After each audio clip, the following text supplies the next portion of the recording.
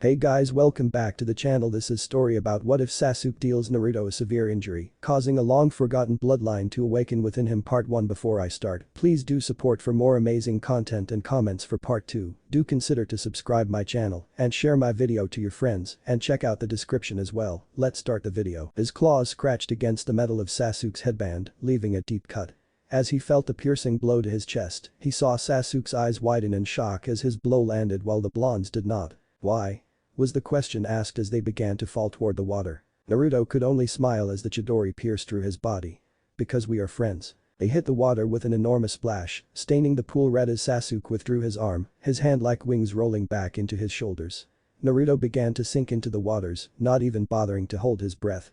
His body was beaten and battered beyond even the Kyuubi's helping. His chakra network was all but destroyed by overuse of the Bijuu's chakra in the one-tailed state for so long. Figures this is how I'd go, he thought to himself as he watched Sasuke swim to the surface for air. Shoulda known, I guess. Dead last in everything, even when I fight with everything I have. Oh well, at least I get to see the old man now. He closed his eyes as water began filling his lungs. This is it, no more. I've really had enough. Thinking back on his life, what did he really have to lose? Even though he knew why he was hated now, he couldn't bring himself to actually forgive the village. All he was to them was a vent for their hatred toward the Kyuubi he carried. Stupid people, he sighed as he sank deeper. Even I can tell the difference between scroll and the kunai sealed inside it. His body began to grow cold the deeper he sank, and he knew it was over. Nothing could hurt him now. His life of hardships at the hands of his village's population was over. I'll miss all my friends, he thought, thinking about Shikamaru, Choji, and even Kiba. 3 people he considered good friends, even though the latter was a bit of a pain. Suddenly, he was being hauled upward, his body sailing through the water. Light filled his vision as he broke the surface, someone's arm wrapping around his chest. Don't you dare die on me, you idiot. Sasuke's voice growled as he hauled him toward the shore. You don't get off that easy. If I'm gonna kill you in a fight, it's not gonna be from a freebie. Naruto rolled his eyes toward the boy. What the hell are you doing, you bastard? He asked weakly. I thought you wanted those damned eyes of yours. He felt his feet touch the ground as Sasuke dragged him out of the water. Not like this. He growled. It's not worth it. He said and hauled him onto the shore, collapsing onto the beach. Damn it. Sasuke lay sprawled out on the ground, not even caring about the stones digging into his back. What the hell's wrong with me? Naruto snorted. You're seriously asking me that? He said, his voice hoarse. I could make a list a mile long if I could lift my arms right now. Sasuke scowled at him, frowning as he saw that blood from his wound seeping onto the ground. That's not what I meant. Why isn't he healing? The Uchiha wondered. I've seen him come back from some pretty nasty wounds, but this one's not even trying to heal. Naruto sighed tiredly, lifting one hand to see the blood on his fingertips. A small smirk came to his lips. You might as well tell me what's on your mind, you moody jackass. He sighed. I'll probably be taking whatever you say to the grave after this one. He scoffed at that. Like you'd die just from that, he grumbled. I've seen you get hit pretty bad sometimes and come back from it just a little later, and you just took a Chidori to the lung not 15 minutes ago, then it healed right in front of my eyes. What the hell's up with that? Naruto's smirk dropped and the blonde teen sighed. Guess I could tell you not like it matters anymore, he sighed, looking up at the dreary sky. You ever wonder how come all the villagers, even some of the seasoned jonin, keep their distance from me? Sasuke arched his brow at him. What? Did you pull some kind of prank on them? He asked, to which Naruto shook his head. No, it's more like the worst prank in history was played on me when I was born, he said, his hand moving to his stomach. You know the old yarn about how the 4th Hokage defeated the Kyuubi at the cost of his own life, right? Well, that's not so true. He couldn't kill it because it was a being made of the purest chakra, so he sealed it away into a newborn baby, which just so happened to be me. Sasuke widened his eyes ever so slightly as he put what had happened during their battle together. The healing, the cloak of chakra shaped like a fox, and the intense killing intent he had felt before the blonde had attacked him. All this time, Sasuke sighed, looking down at his teammate. And you never said a word. Why? Naruto shook his head. I was terrified. He said, when I first found out about it, I was told that I had been responsible for all the lives lost because of the Kyuubi's attack. Thinking back on Mizuki's words to him back then, it was like getting hit with Sasuke's Chidori 1,000 times over. Iruka had been like the father he had always wanted to him, and for a horrible moment he had thought he was the one that had taken his parents from him. If it wasn't for Iruka-sensei, I probably would have gone over the edge. Naruto went on, when we formed Team 7, I thought about telling both you and Sakura, since Kakashi-sensei already knew since he was a jonin, but I was just too scared about what you guys would think of me if you found out I had something like that tucked away in my body. Sasuke nodded. I can understand that, he said, sighing. It's sorta like my clan and the Manjikyu Sharingan. All that power comes with a steep price. Naruto nodded silently, his breath coming in ragged intakes of air. Sasuke looked down at him. "Hey, you hang in there, got it? You'll heal up soon, right?" he asked, beginning to worry. Naruto smiled and shook his head. "Not this time, you got me good, you bastard." Sasuke's breath caught in his throat as the blonde Jinchuriki started coughing, blood splattering the front of his ruined jacket. "Hey, this isn't a joke, you idiot." Sasuke snapped, leaning over his friend. "Don't you dare die on me. Not after all the shit we've been through." Naruto chuckled. "We've been through some pretty nasty shit, huh?" He laughed, coughing again. "Do me a favor, huh?" "What?" Sasuke asked. Naruto looked at him pleadingly. "I know you don't want to go back to the Leaf, but please do it. Sakura-chan needs you, and you need her, even if you don't want to admit it." He grinned as the black-haired teen scowled. "And take my body back, not like I've got any family to mourn me, but I'd at least like a proper burial." Naruto's eyes began to close, but Sasuke grasped him by the shoulder. "Don't you dare." He snarled, grasping him by the arms and hauling him up and over his back, his black eyes glimmering. "I'll take you back to your precious village, damn it, but you gotta hold on." Naruto shook his head tiredly. "Don't think I can." "You'd better." Sasuke snapped and made his way to the wall of the valley. "Now, hang on tight, or I'll drop you." Naruto tightened his arms around his friend's neck as well as could be expected, what with the little strength he had left. "You should just let me rest." "Rest is for the weak," Sasuke told him, "and you're not weak, you're way stronger than I could ever hope to be." Naruto didn't answer, having slipped into a blissful state of unconsciousness, his breathing coming in shorter breaths. Akin and Kakashi sped through the trees as they became more and more desperate to find the two missing students. "Are we making any progress yet?" he asked the pug. "We're getting closer," Akin said, "but we need to hurry, there's a storm coming in, and the rain'll wash away the scent if we take too much longer." "Then we really need to pick up the pace," Kakashi said, pushing more chakra into his legs to speed himself up. "Those two could easily kill each other if things go badly." Akin nodded, then sniffed. "Hey, there's someone up ahead." "Is it them?" Kakashi asked, but the pug simply darted down from the trees and hit the ground. Kakashi followed him and found the area around them desecrated. What the hell happened here? All of the trees around the area had been sliced and cut down by what looked like a powerful wind technique. Akin was sniffing the ground. "Hey, I know this scent, it's that Nara kid and someone from the sand village." The dog sniffed again, making his way toward a pile of logs, and he stopped short as a moan from the pile caught his attention. "Hey Kakashi. Someone's still alive." No sooner had he said that than someone tumbled out of the pile of logs, beaten and bloody. Kakashi was moving double quick as the person would have hit the ground had he not acted. The curtain of light red hair fell from beneath a black cap atop the girl's head. Her face was fair, yet pale from blood loss, her breathing ragged and uneven as blood trickled from her lips. Around her hips was a metal plate with a single musical note etched into the metal. A sound hit I-8. "She's from the Odo." Kakashi breathed out, his conscience conflicting with his sense of duty to his students. He laid her down on the ground and prepared to leave. "It's better to leave her, them mother." Kakashi stopped in his tracks, packing at his heels. The dog summons looked up at him. "Gonna help her?" The Jonin sighed. Damn it, he turned around and reached into his pouch for his first aid scroll.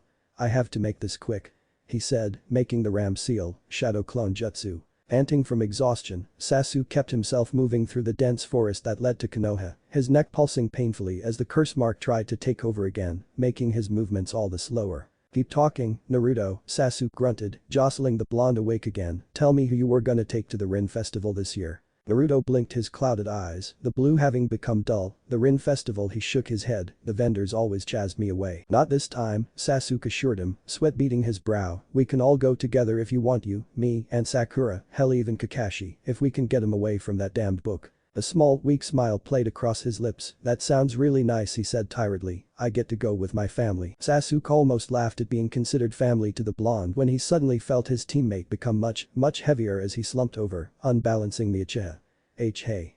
Naruto. Sasuke tumbled to the ground, doing his best to keep Naruto from falling. He laid the blonde on the ground, his front covered in blood, and checked for a pulse and found nothing. No, this can't happen." Sasuke rose to his feet, shouting, "Hey. Is anyone out there?" he roared. "Shikamaru. Choji. Kibe. Someone help." "Sasuke." Kakashi's voice reached his ears as a small amount of hope came back and the Jonin landed neatly in front of him. "What's going on?" "It's Naruto." Sasuke yelled. "He's got no pulse." Kakashi acted immediately, setting down the girl. Sasuke only just noticed he was carrying on his back and hurried over to the prone blonde. Upon seeing the wound in his chest, he looked at Sasuke, disappointment clear on his face. "We'll talk about this later, Sasuke, and you'd better hope he lives, or else not even I could or would save you from Tsunade. Just do something already." The Uchiha snapped, I don't care what happens to me anymore, just help him. Kakashi didn't need to be told twice and charged his hand with lighting chakra, stand back, he placed his hand over the boy's heart and sent a surge pulsing through him, Naruto's body jolting. A single heartbeat and then nothing. Damn it, again. He sent another pulse through him. I'm on, dead last, Sasuke growled, watching his friend jolt from the shock, don't do this. Again. The blonde was shocked once more as Kakashi started to become desperate, come on, Naruto. Come back to us. He roared, shocking him again. Sasuke sank to his knees, warm tears leaking down from his eyes, damn it, he's not gone. Kakashi snapped, seeing the blood tears leaking from the boy's eyes, which meant only one thing, come on, Naruto. He roared and sent an even stronger shock through his body, head to toe. Kakashi, Pakin said, resting a paw on his knee, that's enough, let the boy rest, now. The Jonin sat back, his hands smoking from his jutsu, this is my fault. He looked over at Sasuke, who was staring unbelieving at Naruto's body, I should have seen this coming sooner. Sasuke looked up at him with changed eyes filled with sorrow, how is this your fault? I'm the one that did this, I killed my best friend. The Kyuubi watched as his cage began to dissolve, his eyes lowering to the prone body in front of him as a gate opened up at the end of the hallway. A petite figure made its way into his seal, a katana at their hip. The Kyuubi snarled at the figure, come no closer, Shinigami. He growled, this boy belongs to me. The Shinigami looked up at the beast without fear, I am afraid that I cannot do that. The Shinigami said in a feminine voice, his soul has only remained in this realm because of your will, but you cannot keep him here. Bringing back the dead is beyond you. The fox grinned maliciously, is that so, little death god? His grin turned into a sneer, do you not know this boy, Shinigami? His father was from a clan long forgotten. They had a Dijutsu comparable to that damnable Sharingan the Uchiha coveted so. The Shinigami cocked her head in a curious manner, and your point? A Dijutsu is useless to a corpse. A Dijutsu can only be awakened when the bearer has come into contact with death, the fox grinned, leaning his mighty head down toward the boy, his chakra beginning to boil around him in a red-gold haze, and here you are, a god of death, so near to a bearer of the Karrigan. What? The Shinigami finally seemed surprised, the Karrigan? Him? She asked, looking down at the boy. The Kyuubi nodded his head, difficult as it is, this boy has the eye of the blood dragon, which will make him great. No longer will he be on the receiving end of the wrath of those that hate him. He will rise above them all, or crush them under his heel. The Shinigami scoffed as she regarded the boy, if you truly knew anything about Uzumaki Naruto, then you would know that he would never mistreat a power such as the Karrigan. She said, kneeling toward the boy, stroking his hair from his face, he is too kind and gentle for such a thing. She looked back up at the beast, he will be great, but not as you would have him, Kurama. Kurama growled at the use of his true name, but allowed as the Shinigami were to be respected, even by his kind. Step away, now I need to revive him. The Shinigami stepped back, allowing the small mercy as the fox's chakra spread from his body and wrapped around the 13-year-old boy. As the Shinigami retreated back to her realm, she felt the boy's heart begin to beat again. A smile came to her lips as she hoped that it would be a long time before she claimed the young Uzumaki's life. The eye of the Sound 4 had seen better days as she began to stir. Her entire body was racked with pain as the slightest movement nearly caused her to scream. Even though the pain was great, she forced herself to sit up and take in her surroundings. She was no longer under the pile of trees that the Suna Kunoichi had knocked down on top of her. She was in a clearing. Her wounds, though they still pained her, were bandaged and treated, making her wonder just what the fucking hell's going on. Her answer came as the scream of a young man reached her ears. She looked around and caught sight of the Uchiha she was sent after, along with Hada Kakashi kneeling around the blonde she remembered jumping over her as she prepared to fight that lazy-ass Nara. The blonde in question was writhing in pain, his body convulsing in horrible ways as a veil of red chakra cocooned around him. What's happening to him? Sasuke demanded. It's the Kyuubi, Kakashi said while watching the wound on his chest close, leaving a faint yet noticeable scar right next to the other Sasuke had put in his chest. It's saving him. Sasuke sighed in relief, good, that's good. As the relief of Naruto's renewed life flooded through him, so did the sheer exhaustion as he collapsed to the ground, falling unconscious. Kakashi sighed at his two students, you two are going to send me to an early grave. Ai had been watching as the man turned to her, ah, so you're awake, are you? He said, and she nodded, good, because I can't carry all three of you at once, even with the aid of shadow clones. I had to be quick about fixing you up. Ai looked at the man in surprise. Why in the world would an enemy shinobi save her life, especially considering she had aided in the death of his cage and tried to kidnap a prominent clan heir? What the hell do you want from me? Taya asked, snarling at him, instinctively reaching for her flute, which, of course, was no longer there, but destroyed when she had been hit with Tamari's wind jutsu. Kakashi sighed and sat beside his blonde student, no longer thrashing. I want nothing for the moment, but I think my Hokage will have a few questions for you since you work for her former teammate. Former shit, you mean Tsunade, don't you? Taiya grumbled, what's to stop me from getting my ass out of here before you get a chance to take me to her? Well, first of all, Kakashi smirked beneath his mask, your left leg has multiple fractures, while your right leg is snapped in half. He pointed to the makeshift splint he had put in place, so you really won't be going anywhere for the time being. He said before gaining a far more serious expression. Second, I could easily put a kunai through your skull before you took 2 steps. Taiya gulped as a kunai flashed into his hand, are these good enough reasons to stay put? She nodded wordlessly as I smiled at her and put the blade away. Pakin, he called out, and a small brown dog came bounding out of the trees, go catch up to the medical teams and lead them back here. Tell them I have 3 injured shinobi and be sure to come prepared to treat extreme chakra exhaustion. The pug saluted with a raised paw, you got it, Kakashi. He bounded back into the trees, leaving the 3 humans alone again as Taiya stared after the little animal. Fucking dog's alright, then. She reached up to her head, thinking she had gotten hit harder than she thought. Tsunade Senju, Godame Hokage of Konohagakure no Sado, had half a mind to retire the moment she heard the full story of what had transpired during the retrieval mission she had assigned to Shikamaru and Naruto only 2 days ago. So far she had 3 young genin in the ICU and 1 badly injured ninkin, while the rest of the team only suffered minor injuries, Shikamaru coming out of it with only a self-inflicted wound, a broken finger. And then there was the issue of the person they had been sent out to retrieve. Sasuke Uchiha, who was currently standing before her, covered in bandages and looking more shameful than she had ever seen the boy. From the short time that she had known him, she had seen his arrogance and his foolish pride which all Uchiha seemed to have an abundance of. Now, the boy looked like a proverbial kicked puppy. Explain to me, she said in a low tone, why did you leave this village? Sasuke shook his head, I was jealous. Tsunade raised an eyebrow at him, that's your explanation, Uchiha. Jealousy? She stood up from her seat and walked slowly around her desk. Sasuke looked up at her and received a sharp crack across his face. Do you think I'm stupid? She snapped as the boy held his stinging cheek, jealousy is capable of many things, Sasuke, but I have Niji Hyuga, a prodigy such as yourself, in the hospital with a gaping hole just above his heart, and Choji Akimichi is suffering from extreme chakra poisoning from his clan's secret food pills. She placed her hand under his chin to make him look at her, and do you know what happened to Naruto? She asked bitingly, of course you do, you're the one that nearly killed him. Sasuke flinched before he was slapped again. He didn't mind, though, he had it coming, and much more. Give me one good reason I shouldn't have you thrown in prison for desertion. Tsunade growled, daring him. Sasuke shook his head, I can't and you should have me imprisoned. Sasuke looked up at her, I really was jealous of how much stronger than me Naruto was becoming. He looked down at his feet, we'd competed against each other for the longest time, ever since academy, and I was always miles ahead of him when we were put on the same team, I was still ahead of him, but he started catching up. So you decided to kill him? No, Sasuke snapped, I thought I could do it, but I couldn't. I'm not like Itachi. Tsunade regarded the boy for a moment, her arms crossed, tell me something, do you know what could have happened to you if you had succeeded in going to Orochimaru? Sasuke nodded his head, he would have taken my body from me. And you still went to him, Tsunade growled, you're a fool, Sasuke Uchiha.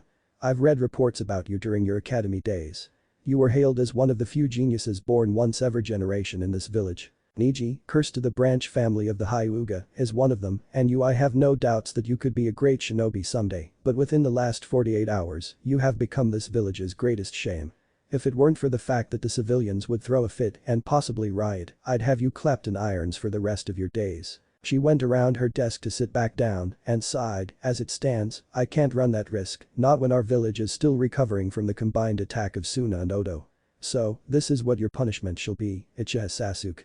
Sasuke squared his shoulders, prepared for anything the Godin might throw at him. From this moment on, you are banned from all Chunin exams, and the only way for you to rise through the ranks is to earn it in the field.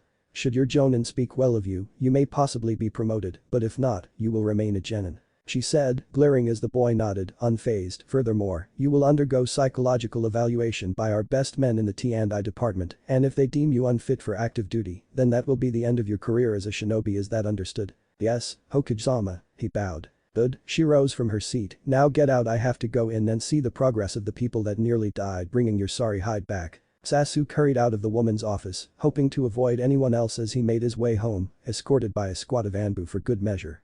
As he passed through the village, he was greeted by smiles from the civilians and a few welcome backs. It made him sick. Really, what had H done to warrant such kindness? He reached his home and went immediately to the bathroom, staring into the mirror. His eyes, black as onyx, turned red as he activated his Sharingan, and a moment later, the Sharingan morphed as blood began leaking from his eyes, taking the appearance of 3 intersecting ellipses. His Manjikyu Sharingan. He had been surprised to learn that he had activated the advanced Jujutsu, but then again, his best friend had died right in front of him if only for a few minutes. Now he was the same as his brother. It had cost him more, however. Itachi had slaughtered his entire family. Sasuke had watched his best friend die and lost every last ounce of respect for himself. He knew that there were a few members of his clan that actually had the Manjikyu because of the war, but they had been the lucky ones. None of them had to actually kill their precious people. He almost smiled at that.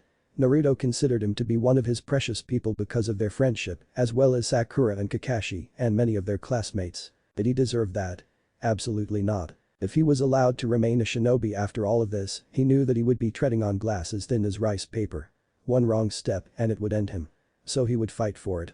No more arrogance or hatred. That was what his brother wanted from him, and he would not get it. If he met him again, as he had when the man went after Naruto, then he would fight with everything he had to bring him in. But not before asking him why. Naruto felt extremely comfortable for once. He hadn't known he could sleep so well, but his bed never felt so good before. He stretched and opened his eyes to find himself in a hospital room. His body, to his surprise, was covered in bandages, as was his face when he looked toward the mirror in the corner of the room. "Well, I guess I survived, huh?" he said aloud, smirking. "Guess Sasuke got me to the village faster than I thought." "Hey, shithead, keep it down, will you?" A loud voice from beside him snapped, startling him. "Some of us are trying to fucking sleep." The blonde whipped around, making his head spin with dizziness, and found an irritated red head glaring at him from her own hospital bed. Naruto blinked in confusion for a moment before it dawned on him. "Oh, you gotta be kidding me," Naruto roared, nearly deafening the girl. "What the hell are you doing here?" Aya growled and stuffed a pillow over her head. "I was sleeping until the blonde loud mouth decided to start squawking like a fucking cuckoo. I mean, why aren't you in jail?" Naruto growled, crossing his arms. "Ain't you an enemy or something?" Aya sat up and winced as her legs pained her. "Definitely in or something, shithead," she said. "That one-eyed prick decided I was worth saving for information, so he patched me up and brought me back here with you and your dumbass friend." "Hey, don't call me a shithead," Naruto roared. "I just call him like I see him, shithead." Aya smirked, enjoying the blonde's reactions. "And you really look like a shithead." "Nah, eat it, you red-haired skank. Why'd you call me? What's the matter, can't take the truth?" Naruto grinned. "If I could walk, I'd come over there and wipe that fucking grin right off that ugly mug of yours, asshole." Aya snarled, to which Naruto sprang up onto his bed. "Oh, looky here, I can walk and move around real easy," Naruto said, hopping up and down, rubbing in the fact that he could use his legs before nimbly dodging a pillow she threw at him. "Haha, you missed me. Arg, wait till I get my hands on you, you cunt munchin' little." The door suddenly slammed open in the middle of their argument and Tsunade stood there with a very angry look upon her face.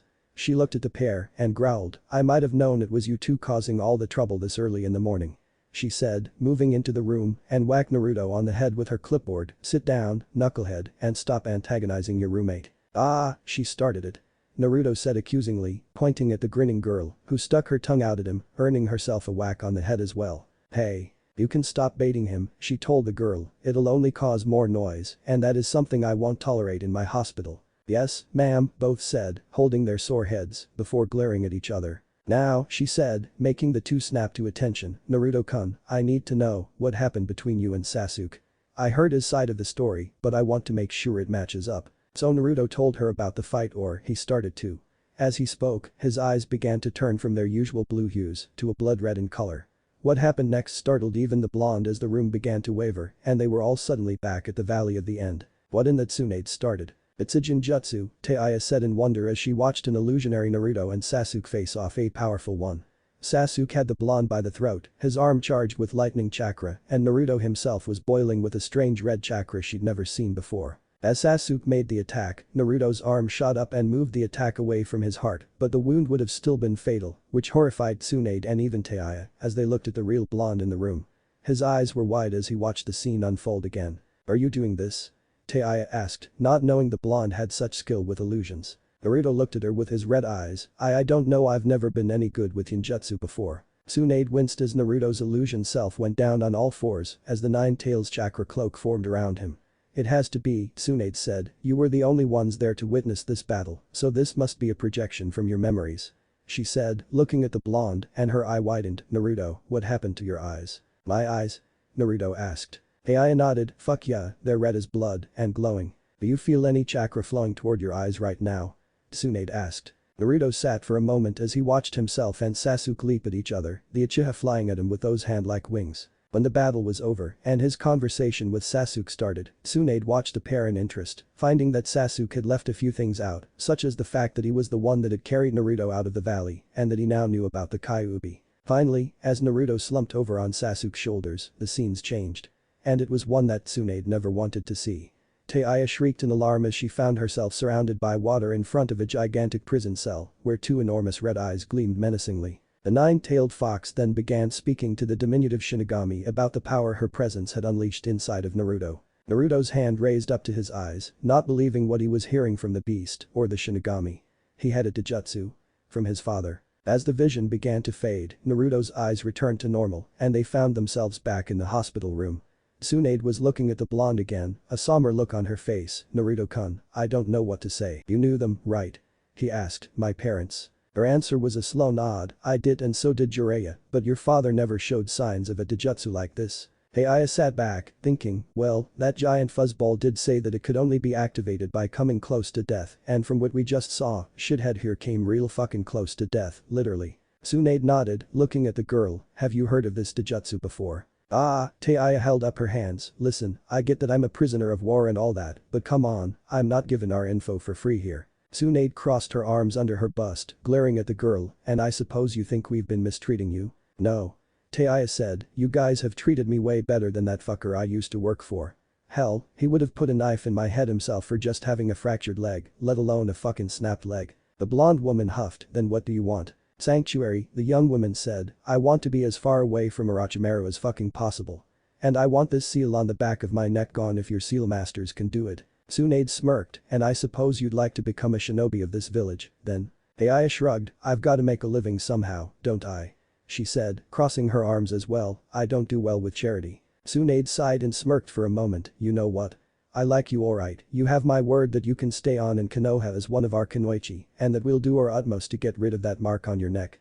In exchange, you will provide us with information on Orochimaru and anything else that you think we might need to know. Do we have a deal? Deal? Heiya said, reaching out to shake her hand. Good, Tsunade smiled, now about Naruto's Taijutsu. Heiya shrugged again, as far as I know, a Karrigan user hasn't been seen for decades. She said, looking at the blonde genin, but what I don't get is why it showed up in the sky. Why do you say that?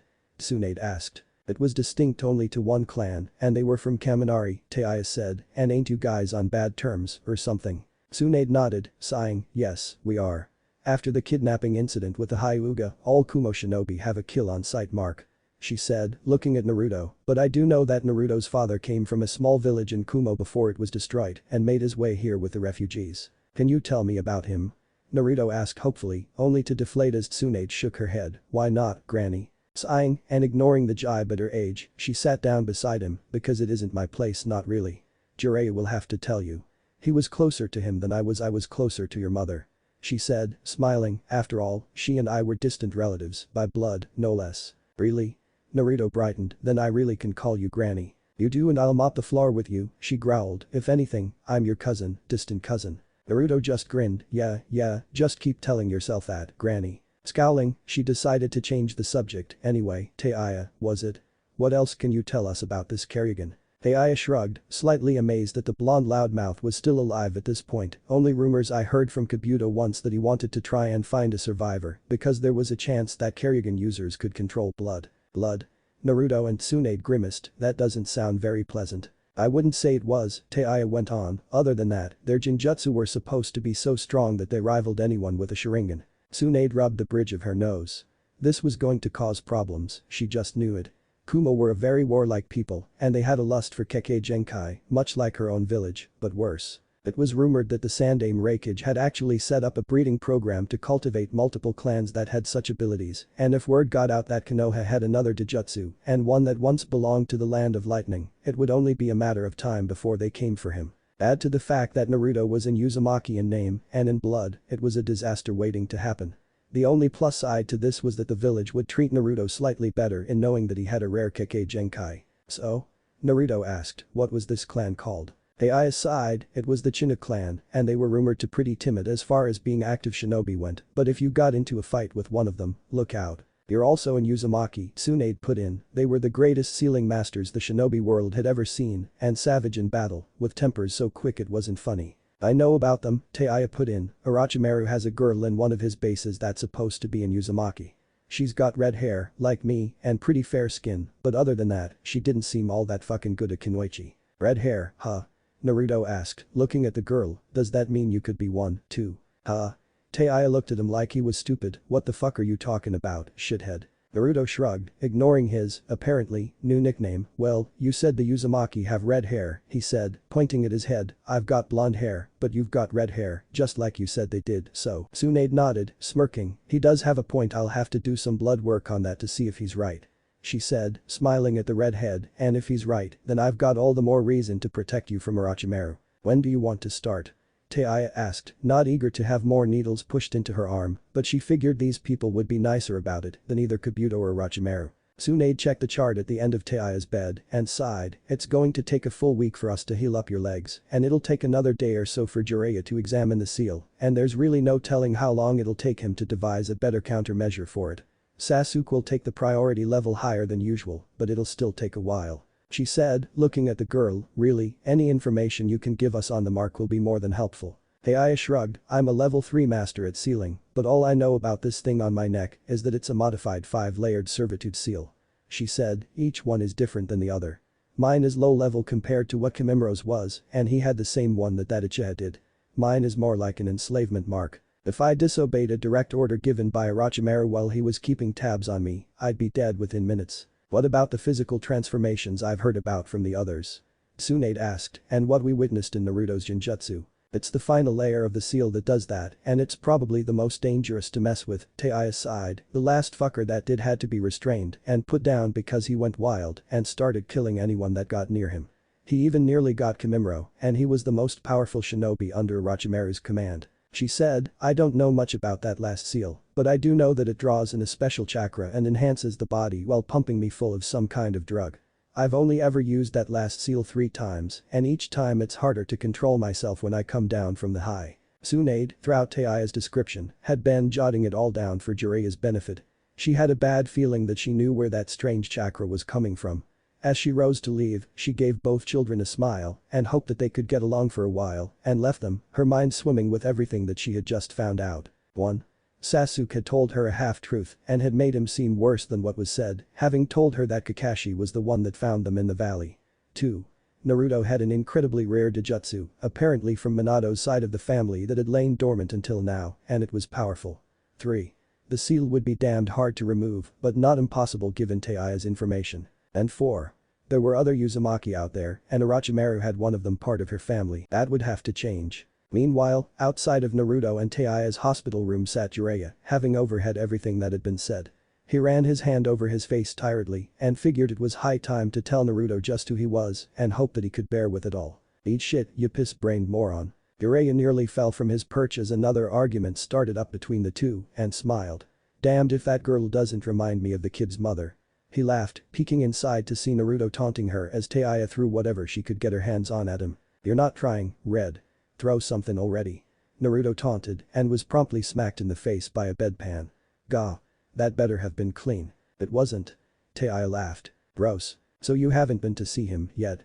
Ino asked as she and Sakura made their way through the hospital. I would have thought that was what you'd do first thing. Sakura bit her lip, I know, but you didn't see them when Kakashi-sensei brought them back, she said, sighing, both of them looked so horrible, and neither one of them was conscious. Yeah, but Sasuke-kun is. Sakura stopped her with a sad look, you don't get it, Ino Bunta, Sasuke and Naruto fought, she said, trying to drive her point home. I know we both say that no one could hope to beat him, but looking at those two when they came back they were both half dead. Ino looked more than a little shocked, but gods, Sakura, you can't be serious. I've seen them, and they're both strong, but they wouldn't go that far. They did, Sakura sighed, and it wasn't the first time. Back after the attack on the village, they fought on top of the hospital, and if it wasn't for Sensei, they would have killed each other right there and then. Ino sighed and looked ahead of them as they neared Naruto's room. Okay, I get it how bad off was. The bedpan flew out the door as the blonde in question came tumbling out of the room. You missed again, Teiya. He laughed as barreled down the hall, followed by a young woman in a wheelchair, brandishing an IV stand. Get your ass back here, you dipshit. She roared, wheeling after him. Naruto, what the hell? Hey, Sakura-chan, Ino-chan, bye. Naruto blew past them like a whirlwind, totally fine for the most part. When I get my hands on you, the girl shouted, wheeling by just as fast, I'll shove this so far up your ass, they'll have to hook the IV bag up through your fucking nose. You gotta catch me first. Naruto laughed. Come back here. Ino and Sakura looked after the pair as they rounded the corner, Taiya going up on two wheels as she sped after him. What the hell was that about? Ino asked of her friend. I don't know, Sakura said, but whoever that girl was I really don't want to get on her bad side. Ino nodded and hefted the bouquet of flowers she held. Should we just leave these in his room? I guess, she said, I don't think he'll be back for a while, though. Ino nodded, Naruto makes the weirdest friends. Sakura giggled, what does that say about us? Well, Ino said, tapping her chin, weird can be hot, right? True, Sakura smiled and went into Naruto's room, placing the flowers in the vase beside the window. Ino did the same and headed down the hall, off to see Choji. Yeah, she smiled, I've been worried about him ever since they came back a few days ago. With that, she strode down the hall toward their friend's room, leaving Sakura behind. Sakura gave her a small wave as she went her way and turned to leave. Sakura. Irizette froze in place as she turned to face him. Like Naruto, he was covered in bandages, his arms and legs completely concealed, his face slightly covered. Sasuke. Sasuke did not meet her gaze. It was apparent why. Their last encounter had been anything but pleasant. The memories of that night flashed through the girl's mind like lightning. You look horrible, she said, mentally kicking herself for such a comment. But to her surprise, Sasuke actually chuckled out a laugh. I feel horrible, he said, smirking. Are you here to see Naruto-kun? Sakura asked, pointing down the hall, if so, you just missed him. Sasuke looked over his shoulder for a moment and sighed, I did come to see him, but would you take a walk with me? For a moment, Sakura considered refusing. The last time she had tried or said anything to the Uchiha, it hadn't ended well for her, or anyone for that matter. But the way he was looking was downright out of character. Normally, the Sasuke Uchiha she knew was stoic and cold. This Sasuke was beaten was the only thing that she could think of to describe it. Sure, but are you okay to move around? Sasuke nodded, I have a detail of Anbu tailing me, so I'll have more than enough support if I need medical attention. He said, looking at her, and you'll be safe from me as well. Sakura shook her head, I wasn't worried about that. Sasuke sighed and made room for her to pass, are you sure about that?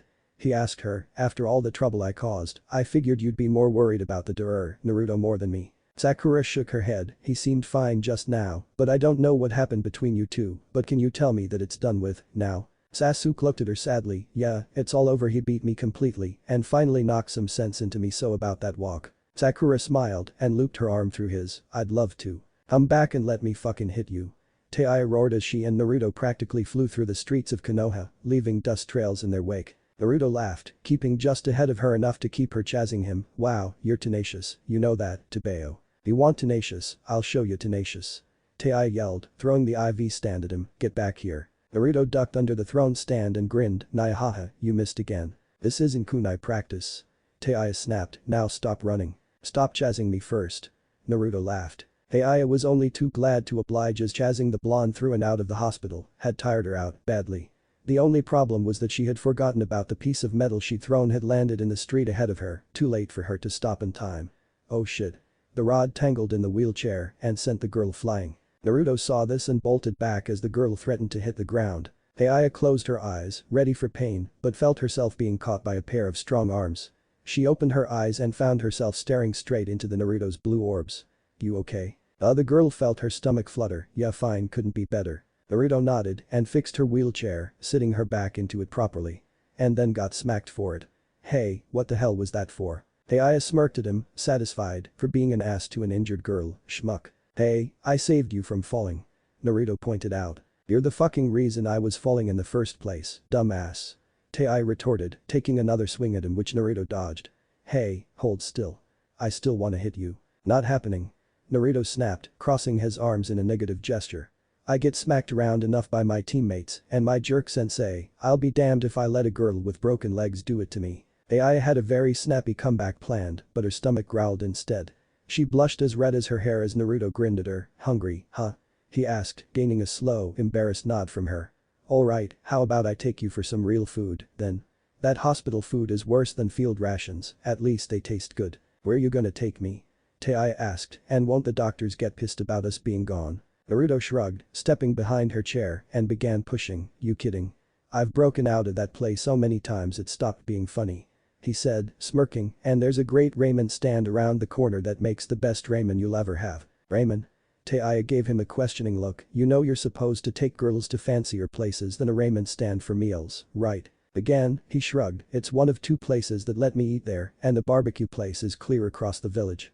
He said, smirking, besides, the ramen is really good. Ai sighed, too hungry to put up a good argument when he was offering to pay for a meal. Hey there, brat. A boisterous voice called out. Naruto turned and grinned. Hey pervy sage.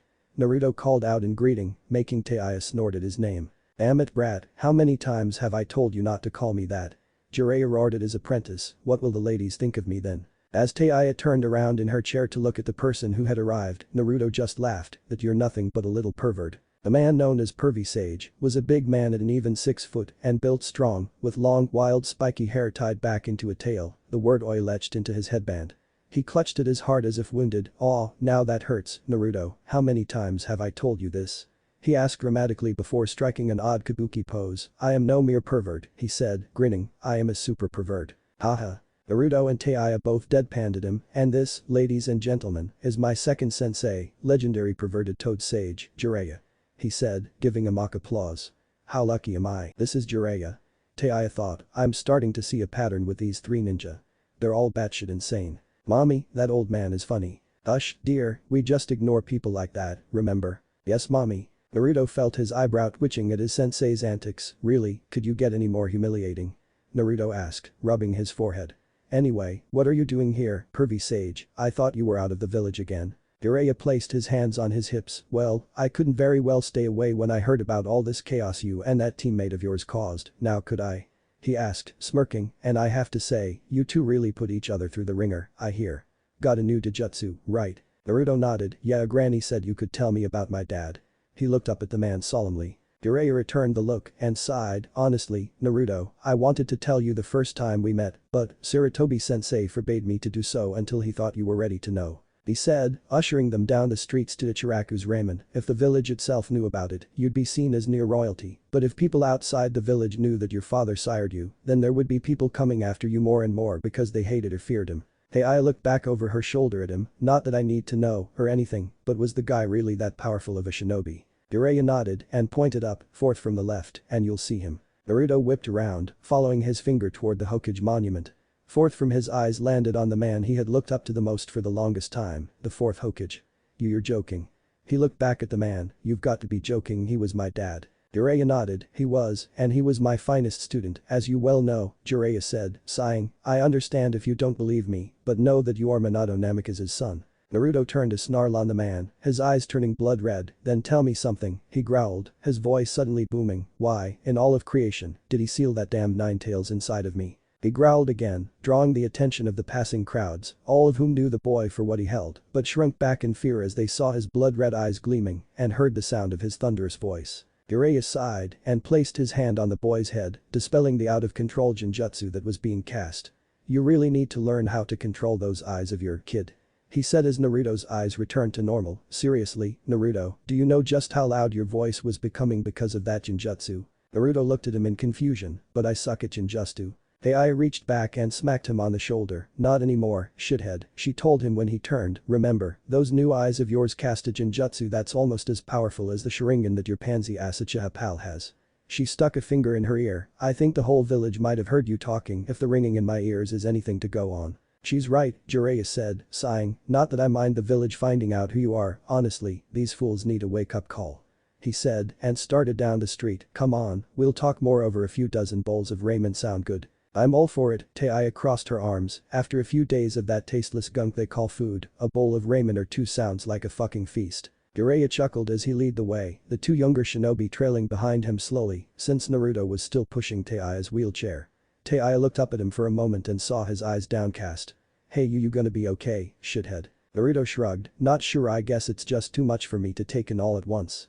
He sighed, looking up at the monument, Lord Fourth had always been my idol as a shinobi I mean whenever I heard about what he did in the war and how he gave his life to defeat the Nine Tails, I always thought that if I wanted anyone to be my father, it'd be him. He was my hero and now I find out that he's your dad, Taya sighed, yeah, guess I could understand that alright. I mean, I never knew my parents, so I always thought about what they'd be like when I was little. Did they want me? Naruto supplied. Did they love me? Taiya short back, or would they even care about what happened to me? Naruto nodded, sighing a little as he did. I've wondered that every day of my life since I found out I even had parents. He said as they came up on the ramen stand, but I still don't understand why he would do something like this to his own son. Jiraiya heard him and sighed, gesturing for them to go inside. Naruto helped Taiya out of her chair and onto a stool. Old man Ichiraku. Naruto called out, smiling as the man came out of the back, 5 bowls of pork miso ramen with all the fixings, please. Shark fin for me, Jiraiya smiled, 2 super-sized bowls. The old man smiled and got to work, coming right up, boys, and what will the little lady be having? Taiya looked at the pair, you're really gonna eat that much? Naruto nodded, you kiddin'? This is just the start. Order anything you want, Jiraiya smiled at her, it's all on me, and I doubt even Naruto could eat enough to break my bank. At a challenge, pervy sage. Naruto grinned, I still hold the record of 30 bowls in one sitting. Jiraiya grinned at him, I was wondering who broke my old record, he laughed, I should have known. Your mother had a love of ramen, just like you did, he said, startling the ramen chef, it's alright, it's high time he knows. He turned his attention back to the boy, while Taiya made her order, your parents came here a lot after they married. Really?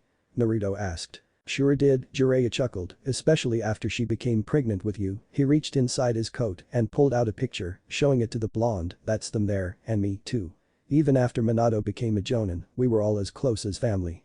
Naruto took the photo and had to bite his lip. He'd never seen anything like a family picture, but the sight of the red-haired woman, obviously pregnant, sitting in between the white-haired sage and the blonde man, all of whom were smiling hugely, made a lump grow in his throat. How come you never showed up when? I didn't know, Jiraiya said, sighing, Sarutobi-sensei, bless the man, thought it best that I didn't know about you until everything had calmed down after the 9 tails attacked, and when I found out, you can bet I rushed back here double quick, it was just 13 years too late to be anything but a mentor to you. He said, looking down at the boy, don't blame the old man for this, because I'm sure he had his reasons. I'm here now, and that's what's really important. Their orders arrived, and Naruto began eating slower than he usually did, while Taiya slurped away at hers. So, how close were you to my parents and my mom, what was her name? Jiraiya sighed and set his chopsticks down, that's a loaded question. Well, your mother was Kushina Uzumaki, the last full-blooded Uzumaki I ever knew, and Naruto, I have to tell you that you look almost identical to your dad, but everything else is your mother. He laughed at the boy's expression as he blushed, as for how close we were the man grew quiet and looked down at his meal, then at his apprentice, it was practically me that named you, they made me your godfather. Naruto looked up at him, his eyes widening, you mean, we're family, Naruto, Jiraiya confirmed, even while training you to use Rasengan, I thought of you as my own, just like Minato. Had I known you were alive all this time, nothing would have stopped me from taking you away from all of this pain, but I didn't, and nothing I can do will ever make up for it. You can stick around, Naruto said, his eyes brimming, I mean, there's other Uzumaki around, sure, but who's gonna tell me more about my mom and dad? As the pair spoke, Taiya could only listen and feel like she shouldn't even be there. Really, it was none of her business if the blonde moron had more family or if his old man was a famous war hero. She just wanted to know what happiness felt like. The leaves are starting to change color, Sakura noted as she and Sasuke strolled around the park, winter's not too far off, is it? Sasuke shook his head, no, it's not. Hey, what do you think about taking Naruto around the Rin festival when it rolls around? He asked, surprising her with his question. He scratched the back of his head, I kinda said you and I would go with him and maybe drag Kakashi with us, just so he'd have someone to go with. It's fine if you don't. That sounds nice, Sakura smiled at him, nodding, I think I'd like that. After all, you two have been through so much together. She said, recalling a few of their missions. Remember our first time catching Tora? Sasuke shivered, actually, I try not to. Sakura giggled, well, I remember it perfectly. She said proudly, strolling over to a bench, you two were so gung-ho about catching that silly cat that you got in each other's way so much that Kakashi had to step in and catch him instead. Then he threw the cat on both of you. She laughed as Sasuke took a seat beside her, scowling at the memory. I had scratches all over me, he grumbled, stupid Kakashi. Sakura shook her head, smiling still, you guys were always so far ahead of me in strength. I always felt like I was holding you back until we went to wave and I got the tree walking exercise down so fast. She leaned back as a breeze kicked up, enjoying it for the moment. Sasuke sighed and leaned back as well, you're stronger than you give yourself credit for. Not strong enough to make you stay, she said, remembering the night of his departure, I was such a weakling, I still am, compared to you and Naruto. You're good for other things, Sasuke said. Like what?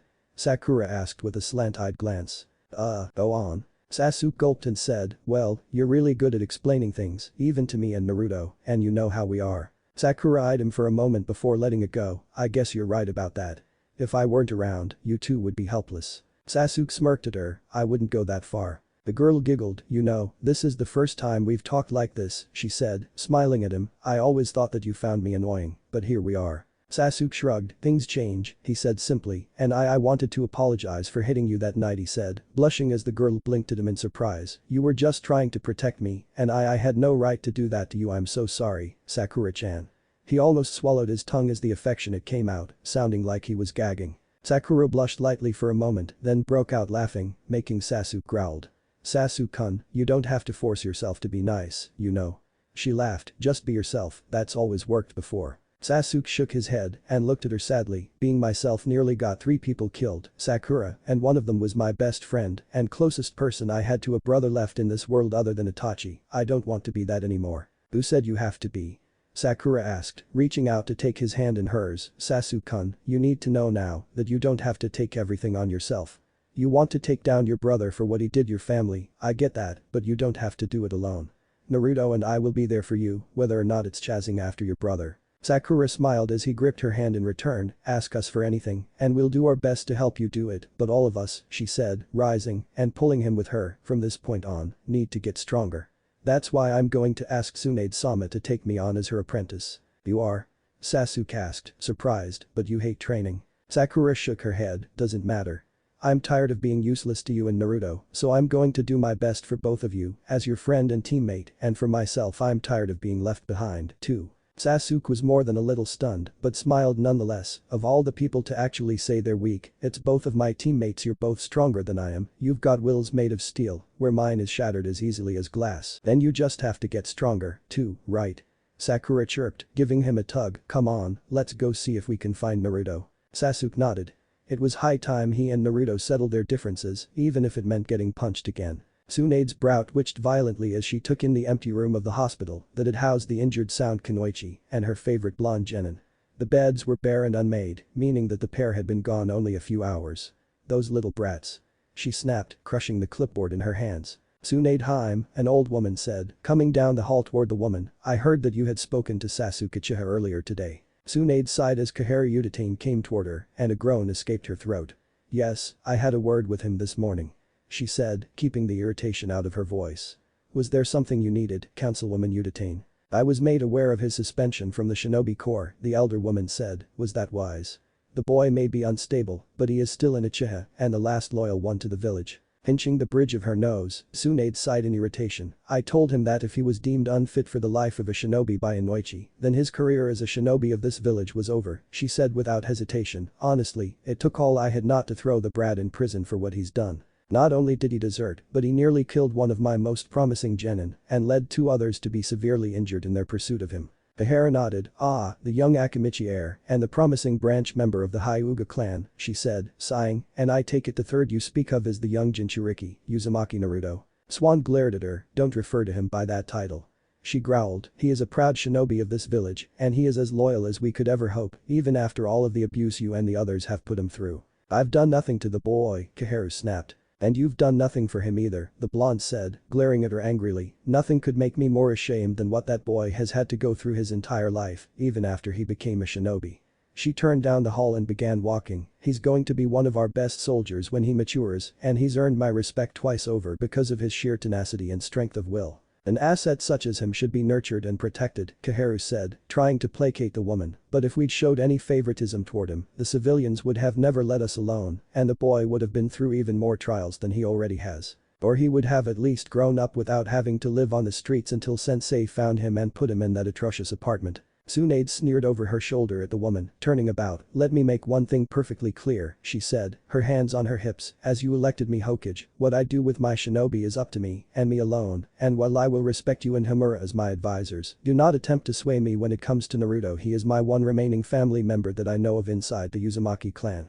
Kaharu sighed, well I understand that, the boy is still the village's best chance, should one of the other villages decide to attack, she said, such as the attack from Suna and Odo only a few weeks ago. If it weren't for Sasuke and Naruto's efforts, the Ichibi's container. His name is Gaara, Tsunade snapped, bowing up to the woman, and if you hadn't heard, he is the next Kazekage in all but title. She said, looking her in the eyes, we will be dealing with him in terms of political alliances, and he and Naruto are on very good terms, given that his life was saved from the Ichibi by our supposed weapon. Don't ever underestimate Naruto, you'll end up losing every time. Tsunade Shizune called as she neared the two from the end of the hall. I have the results from the blood tests on Taiya-san that you wanted. Tsunade sighed, finally, some good news. The hare looked at the younger woman, were you testing her for some sort of bloodline?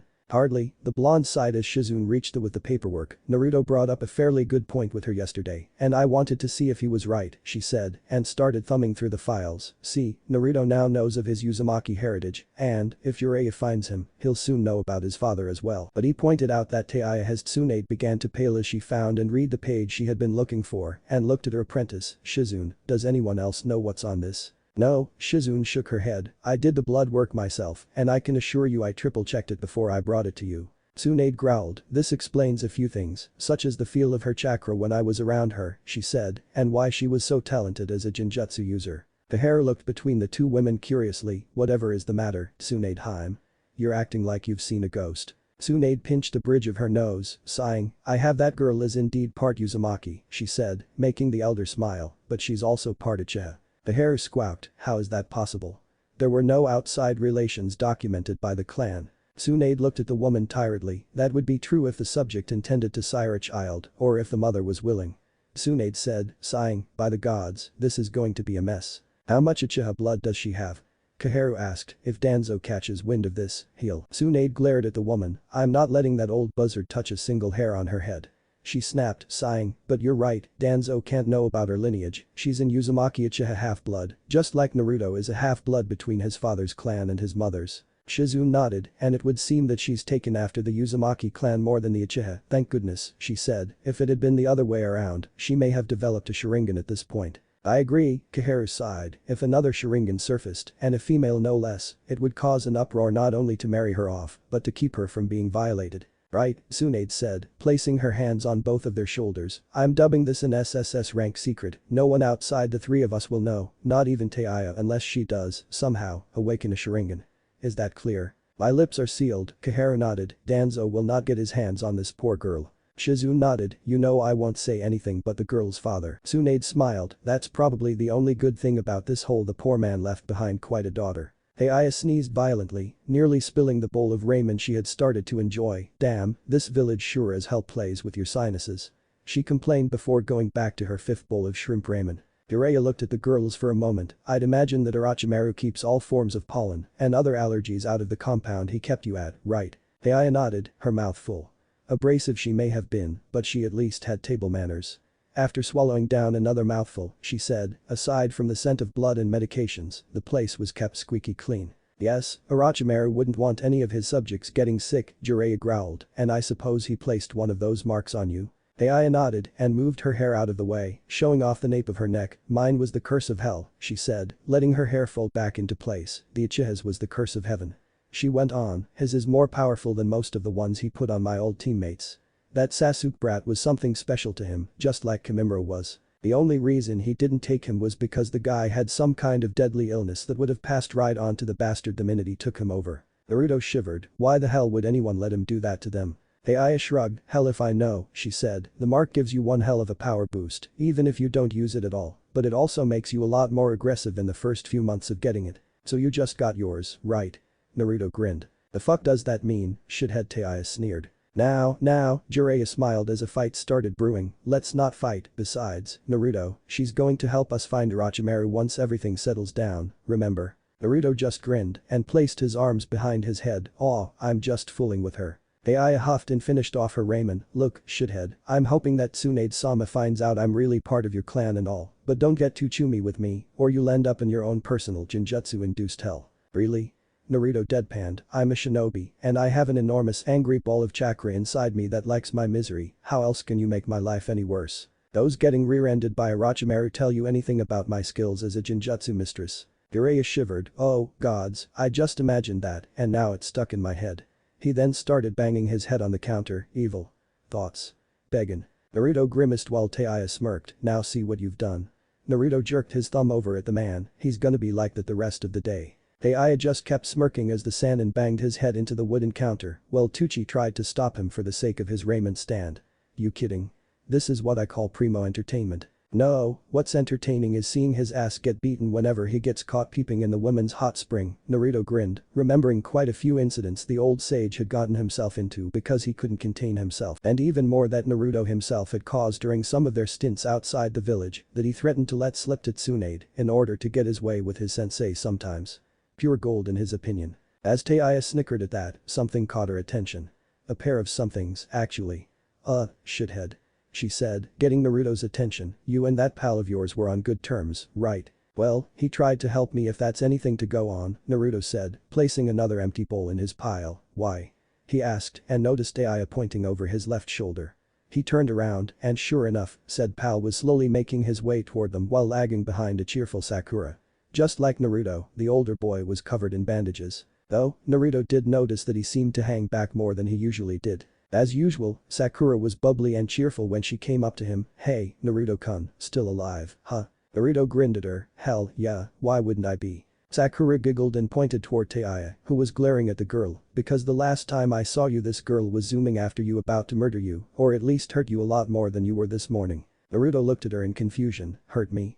He asked, I'm totally fine, Sakura-chan. He grinned, flexing his arms proudly, only to receive a smack on the head from Taiya. Ow, hey, what the hell, Taiya-chan. First of all, don't fucking call me that. Taiya snapped, poking him in the forehead. Second, the only reason you ain't fucked up is because you paid for my meal. She jerked her thumb at the smallest stack of ramen bowls. And third, you're covered in bandages, so of course she's gonna think you're still fucked up. Sakura's brows nearly shot off the top of her head at the girl's crass language as Sasuke finally stood behind her and looked surprised. Aren't you one of the Sound Four? Sasuke asked. What are you doing here? Taiya looked at the boy and sneered, wouldn't you like to know, emo boy? Sasuke's eye twitched.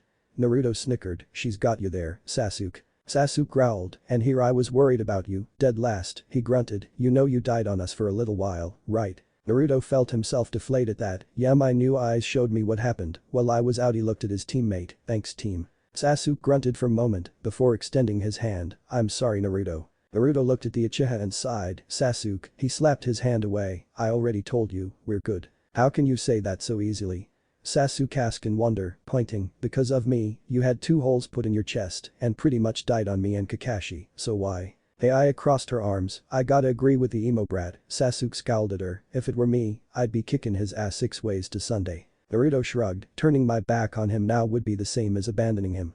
Naruto explained, looking at the girl, and the first day we became a team, Kakashi made it clear that people who break rules are scrum. Trash is more like it, Taiya put in. But people that leave their own teammates behind are worse than scum, Naruto went on and jerked his thumb at Sasuke, we're teammates, so there's no way I'd turn my back on him unless he hurt one of my precious people, so even if we hurt each other pretty bad, I'd always help him when I know he needed it. Sakura looked between her 2 teammates and sighed with relief, I'm glad you 2 can put all of this behind you. She said, smiling, before looking over at her blonde teammate, what did you mean when you said my new eyes? He's a Karrigan carrier, Jiraiya said, a large lump forming on his head, it's an extremely rare Dojutsu, which can only be achieved through coming dangerously close to death, which Naruto did after Sasuke tried to bring him back to the village. He said, it's essentially a Genjutsu-based Dojutsu that creates an illusion so powerful that it rivals that of the Sharingan, or it could be even more powerful considering Naruto was able to augment his voice louder than if he was channeling chakra into his vocal cords. How is that a Genjutsu? Naruto asked, scratching the back of his head. Aiya scoffed, you really don't know much about Genjutsu, do ya, shithead? She smirked when the blonde stuck his tongue out at her, Genjutsu plays with more than your eyesight, dumbass, it goes for all of your sense, including taste if you're as good as I am. She sounds so cocky that even Sasuke had to scowl at that, being a Genjutsu user himself. My specialty was sound-based Genjutsu I cast with my flute when I still had the thing, I could even make people suffocate by making them think they were buried or something, or have heart attacks if I cast something frightening enough or traumatizing enough. Naruto nodded, somewhat understanding, okay, so if I used my Dojutsu, I could. Right now, you wouldn't be able to do much without practice, Jiraiya said, tapping the side of his head, most jutsu is limited by only what the user is capable of in his mind. If he or she can picture a way to do it, then it's possible, but with Genjutsu, even the impossible is possible because it all happens right inside the user and target's minds. Okay, Naruto nodded, I think I get it, but how did I show Granny and Taiya my battle with Sasuke? You did what? Sasuke grunted. Heiya shrugged. Dijutsu, when activated for the first time, are a little wild when not in the heat of battle, she explained, drawing looks of confusion from the other genin. Okay, fucktards, I'll put it a different way, she said. Think of the Sharingan like a parasite, she said, holding up one of her hands. Now most parasites don't really care about the host they feed off of, but some actually provide aid to their host to keep it alive, she said, holding up her other hand. Now the Sharingan is mostly activated by high levels of adrenaline, combined with an upped heart rate, signifying that the host body is in danger, prompting the Dijutsu to activate in order to keep the host alive from whatever threat there is. She said, clasping her hands together. Sort of like a symbiotic relationship, Sakura nodded. I get that. But what about Naruto's? Well, like I was saying, most Dijutsu come alive during battle, but the Kirigan is something that only comes alive when the host is close to death, but the rub is that the awakening process does nothing to keep the host alive, she explained. If someone was close enough and managed to keep him from dying, then the Dijutsu would activate later in a wild manner, such as when Shithead here was thinking about his battle with Emo Brat. Boy. Shut up. Naruto and Sasuke growled respectively. Anyway, Heiya glared at the pair. When he was thinking about it, his chakra unconsciously flowed into his eyes, activating his eyes' special abilities, which allowed him to project the memories he was filtering through to me and Tsunade-sama. Naruto growled, how come you give her respect, but diss me? Heiya gave him a pointed look tried along with Sakura. Really, shithead. She's got a point, Naruto-kun, Sakura sighed, crossing her arms. Tsunade-sama is one of the most powerful shinobi in the world, as well as the strongest kunoichi in the entire history of the shinobi world. She's the world's best medical ninja, and she's the 5th Hokage. She said, taking off the woman's achievements. What more does she need to earn your respect? Hey, when I call her granny, it's said with love and affection. The blonde grinned. Besides that, she's nowhere near as young as Shibanga. What was that you were about to say, you little rat? Tsunade growled angrily as she stood over the blonde with a smoking fist raised threateningly. Because I'm sure my ears were burning with a load of bullshit that was being sent my way from a certain blonde's mouth. Naruto sweated visibly as he nursed the lump on his head. I was just listening to Sakura-chan, saying how incredibly awesome you are. Naruto grinned, hoping to avoid another smack. TCH, kiss ass, Heiya smirked. Naruto growled at her. Hot, meet my dear friend, Kettle, he grumbled, gesturing to Heiya. You got something to say, dumbass, Heiya snapped, raring for a fight. Even if my legs are banged up, I can kick you skinny ass from here to Suna and back. I'd like to see you try, Red. Naruto growled, ready for a brawl. That is before Tsunade bunked both of them on the head. Ouch. What the hell? Heiya yelped. He started it. Did not. Did too. Bunk bang. Ouch. Both youngsters yelped as she smacked them again. That's enough out of both of you. Tsunade roared, turning her attention to Heiya, and I did warn you not to bait him. But stuff it. Tsunade snapped, making both of them jump, Heiya actually clearing off of her stool and hopping into Naruto's arms in fear. Now, you two have some explaining to do. Why weren't you in your room this morning? Well, both teens looked at each other. I'm waiting. Tsunade growled. Jiraiya sighed and placed his hand on her shoulder. You can blame me for that, Haim. I took them out for some raiment since I wanted to talk to Naruto and Heiya wanted to come along. Tsunade glared at the man. They're both injured, you old goat. She snapped, Heiya can't even walk. And you took them out of the hospital for that. Naruto needed to know about his father, Jiraiya said, unrepentant, crossing his arms, and you just missed him and Sasuke reconciling. You want to get mad at me, then fine, but I'm not sorry for any of this. Tsunade glowered at the man for a moment before relenting. Fine, but all three of you are going back to the hospital, pronto. 3? Jiraiya asked. Sasuke needs to meet with Inoichi for a psych evaluation, she said. If he fails, bye-bye career. What? Tsunade nearly sighed as the loudest member of Team 7 let his displeasure out. Naruto, don't even start. Naruto roared angrily, shocking the Hokage and present company. You want to punish the guy, fine, but don't even try breaking up our team. He said, hopping down and placing Heiya in her chair. I didn't go after him so you could take him away from Team 7. I went after him because he's a comrade and he needed help. Now see here, Uzumaki. Tsunade growled. Not happening. Naruto snapped, gesturing wildly with his arms. Take him out of the game, and you take me out, too. He snatched his headband off and held it out to her. Go on. Take it. Don't tempt me. She roared. Do you even know what the penalty is for what he's done? By laws set forth by my grandfather, he should be dead and buried right now. But here he is, alive and well, thanks to my good graces, and that's not good enough for you. Are you kidding me? Naruto roared. You want to go there? Fine, let's. You ran away from the village for who knows how long, and now, after I had to drag your wrinkled ass back here, you want to start preaching about desertion. That's not. Don't say it's not fucking fair. Naruto snapped, glaring up at the woman, both of which, by now, had drawn quite the crowd. Oh, boo-hoo, I lost my boyfriend and my little baby brother. Naruto sneered, imitating a high girly voice before getting right up in her face. Sasuke lost his entire clan, and guess what? His own brother did it and made him watch. He roared, making Taiya, Sakura and Sasuke wince. Face it, Granny, when it comes down to it, how the hell are you two any different? I didn't try to kill anyone, that's how. Tsunade roared, and how dare you bring that all up? You realize that I could have you jailed, right? Oh, right ahead, Naruto crossed his arms. Demons like myself ought to be locked up, ain't that right? Naruto, that is not what I mean.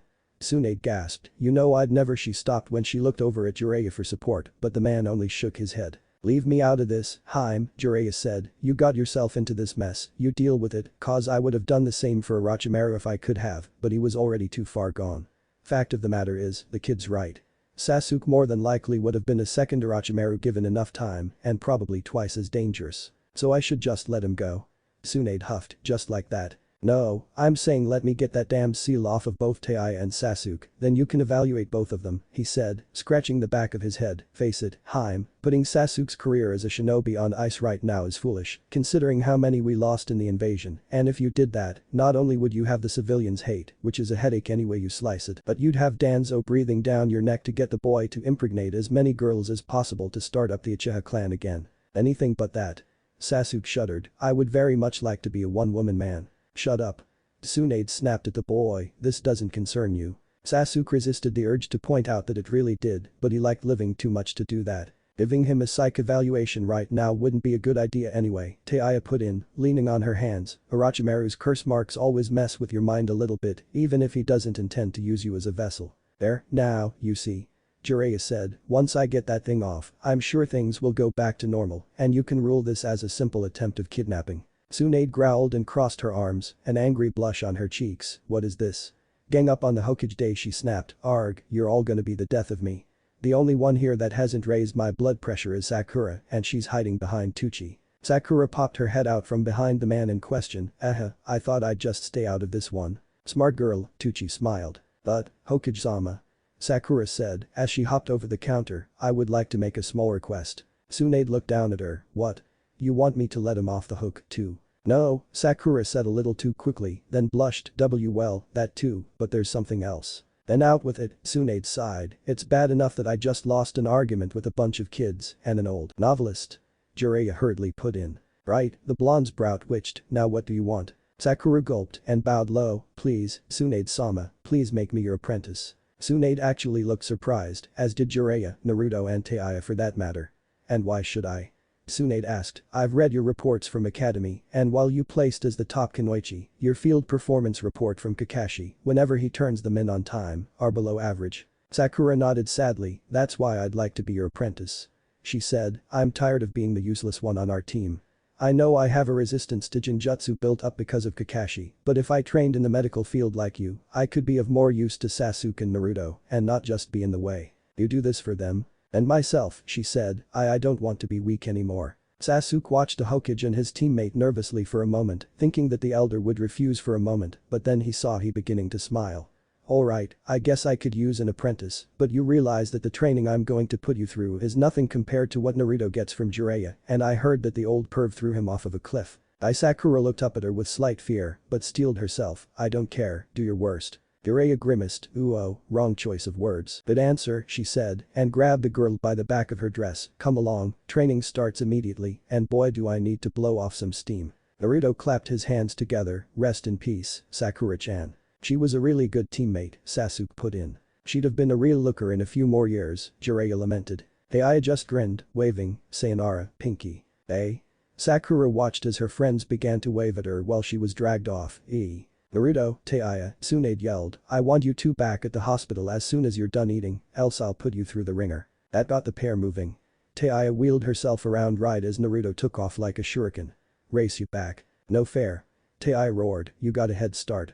Wing. Kakashi sighed as he stood in front of the Hokage some time later. You're really trying to steal my team from me, aren't you, Tsunade-sama?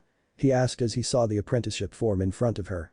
You know I have a few good reasons not to sign her over to you, right? All of which can be solved with a few days and some red tape, Tsunade smirked, in only a few hours. I've seen exactly what she can and can't do. She has so much raw potential that it's frightening, and there are a few others I'd like to take in as well, seeing as one Tenten Higurashi is one of last year's finest kunoichi, and the only one to keep herself alive during that year. I'm not going to operate a four-man cell without another member, Kakashi sighed, and Sasuke, as you said, is unstable at the moment because of that mark on his neck, which you said can be removed, but will take at least a week or two, so what am I supposed to do? Tsunade sighed, for now.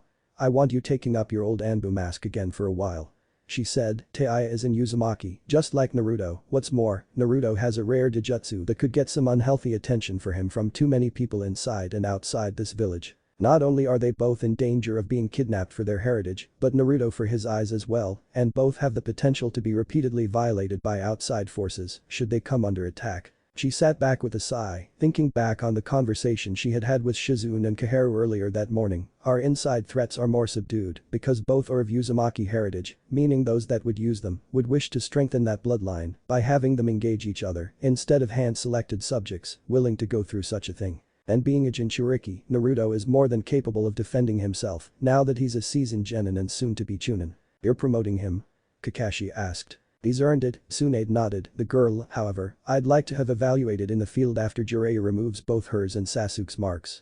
She's already made a deal with me and given us valuable information such as the possible location of another full-blooded Uzumaki. At this, the man looked shocked. Are you serious? I thought. Yes, I know, Tsunade smiled. It's almost too good to be true, but the girl seems to be telling the truth. Either way, she can and will lead us to more of Orochimaru's bases and, possibly, Orochimaru himself. Which means you will have to be prepared to fight with him, all of you. Are you telling me that Team 7 is to be made into a hunting squad? Kakashi asked. I thought that Jiraiya wanted to take Naruto out of the village for training. What happened to that idea? He had to rethink it because of Naruto's Dijutsu, Tsunade sighed, and the boy is looking more and more like his father each and every day. What's more, he knows about both his parents now, so it's doubly dangerous for him to leave for any extended amount of time bearing missions to keep his income flowing. Kakashi sighed, sheltering him like that is a bad idea, he said, if he finds out that we're trying to keep him within bounds, he'll. I have no intention of doing such a thing, she said, smiling, the boy's too much like his mother for that. As much as I dislike the idea of him being put in the spotlight so soon, he will take any mission I deem him ready to take. Kakashi nodded, I see, so Sasuke is to be put on watch until all is said and done, and I'm still down a team member. Tsunade glared, is that all you can think about?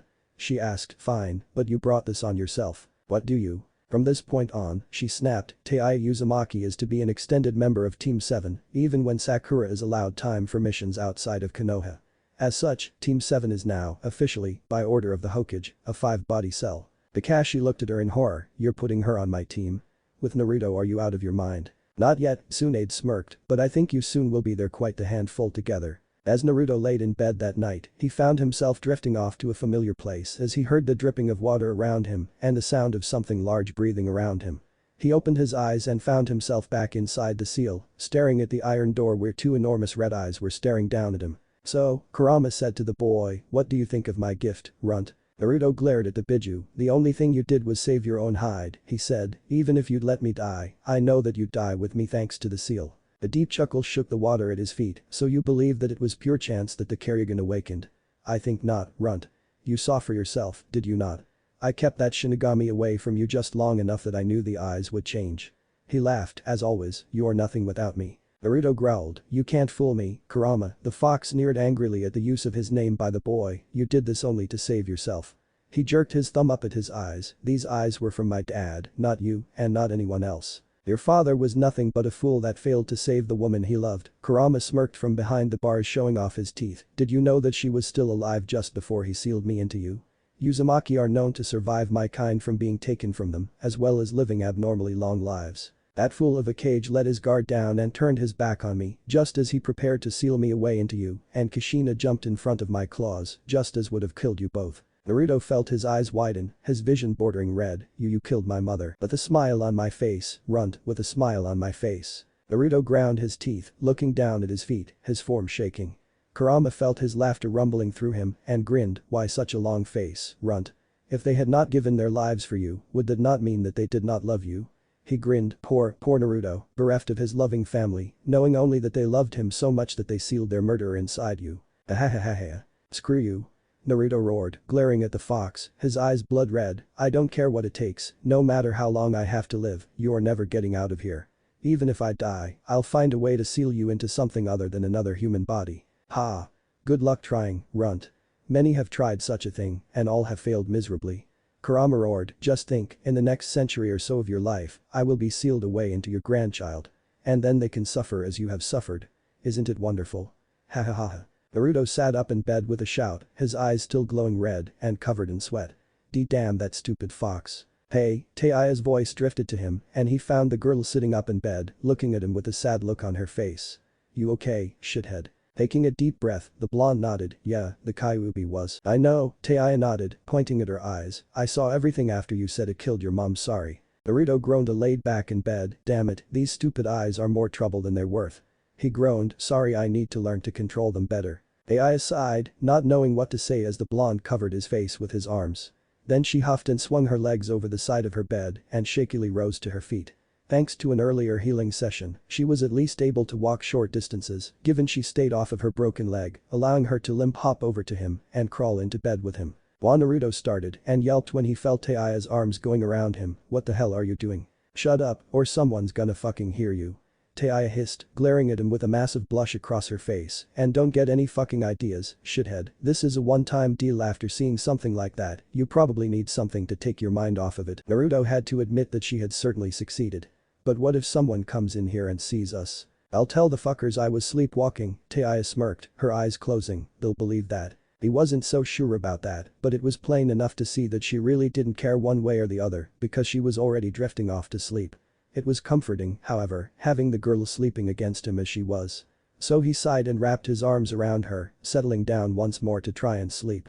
Thanks, Taiya-chan. Shizune was doing her early morning rounds and decided to pop in to see how Naruto and Taiya were doing after yesterday's confrontation with Tsunade. Even though she knew that her sensei wouldn't hold it against the genin, Tsunade knew how to hold a grudge. As she lightly tapped on the door to the room, she opened the door slowly and peered inside. Taiya's bed was the first things Todd entered her line of sight as she entered and found it empty.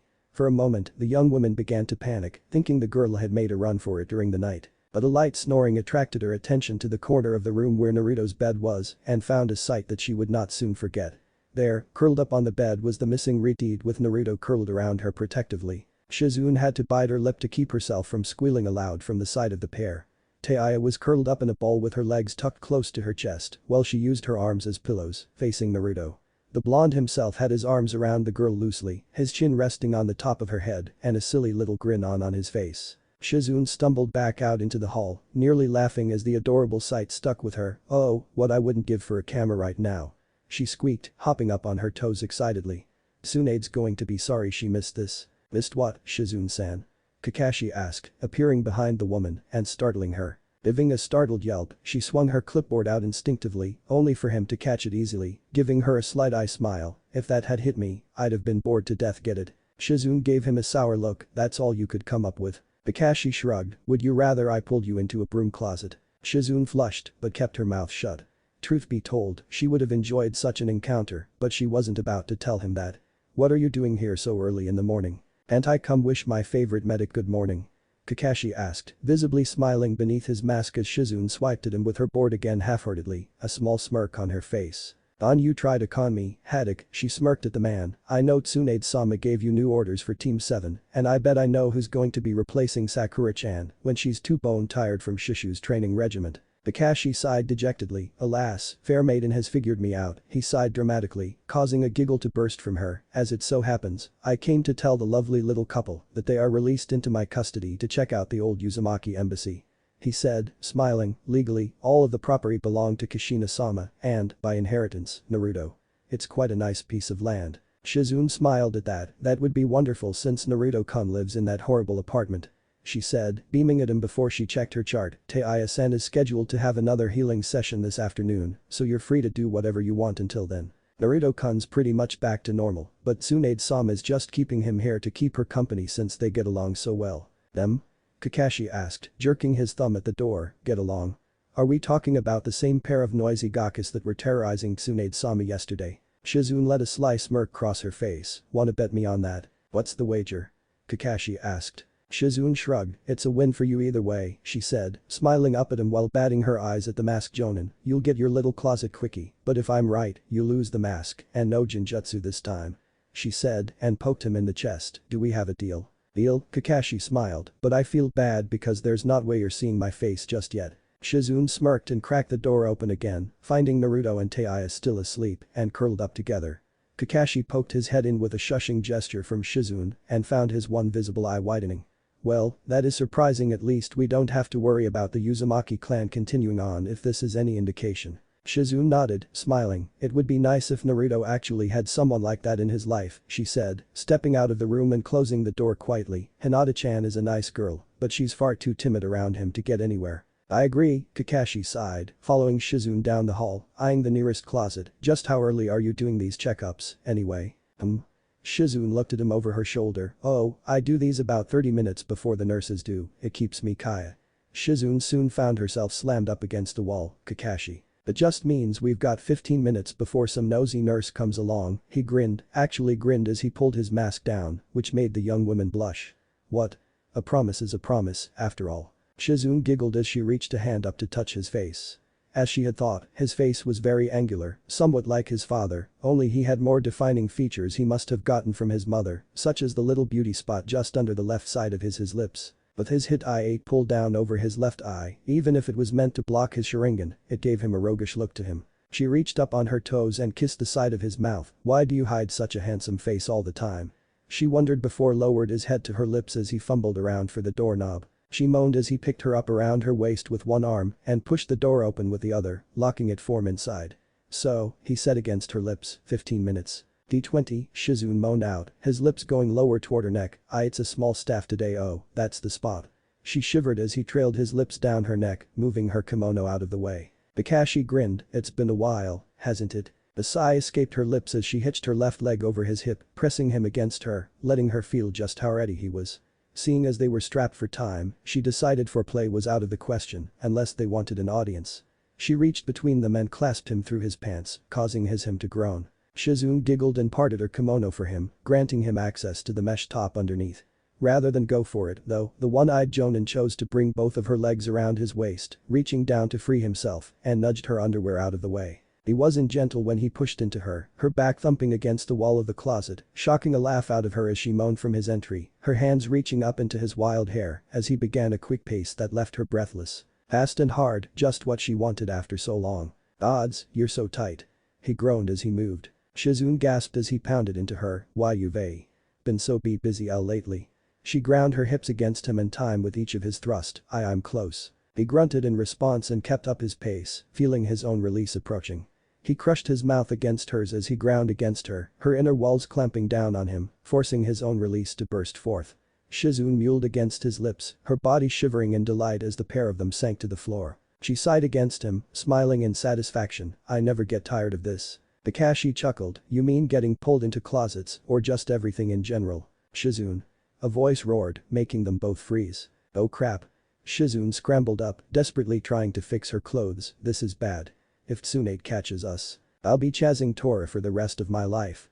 Kakashi hissed, trying to think of a way out of the mess they were in. "Perfume. I can't find my perfume." Shizune whimpered as she searched her pockets before spotting the bottle on the floor. She sighed and sprayed herself down to try and drown out any proof of their activities. Kakashi opened the door and peeked out. "Alright, the coast is clear," he told her. "Let's get out of here before." "Before what?"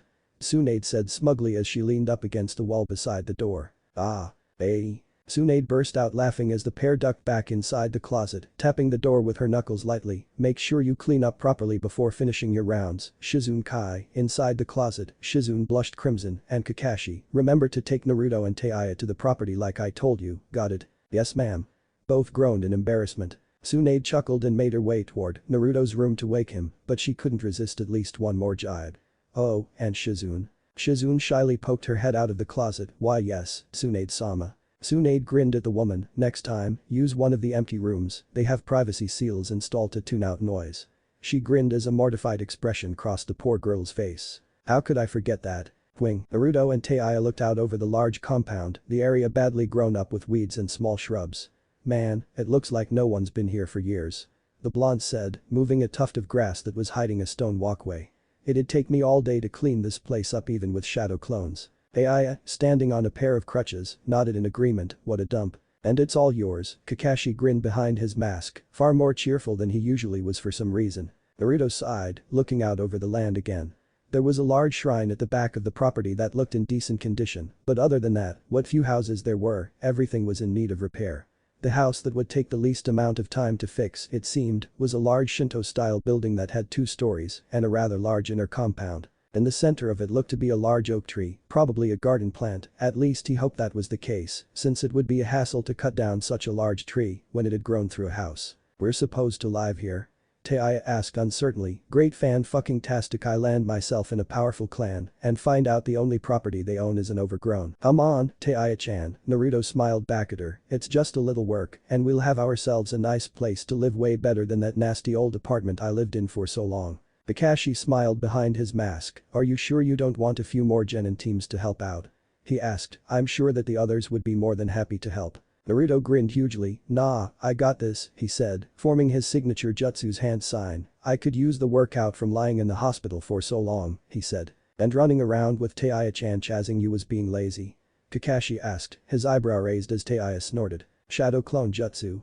Naruto roared, and hundreds of puffs of smoke popped into existence.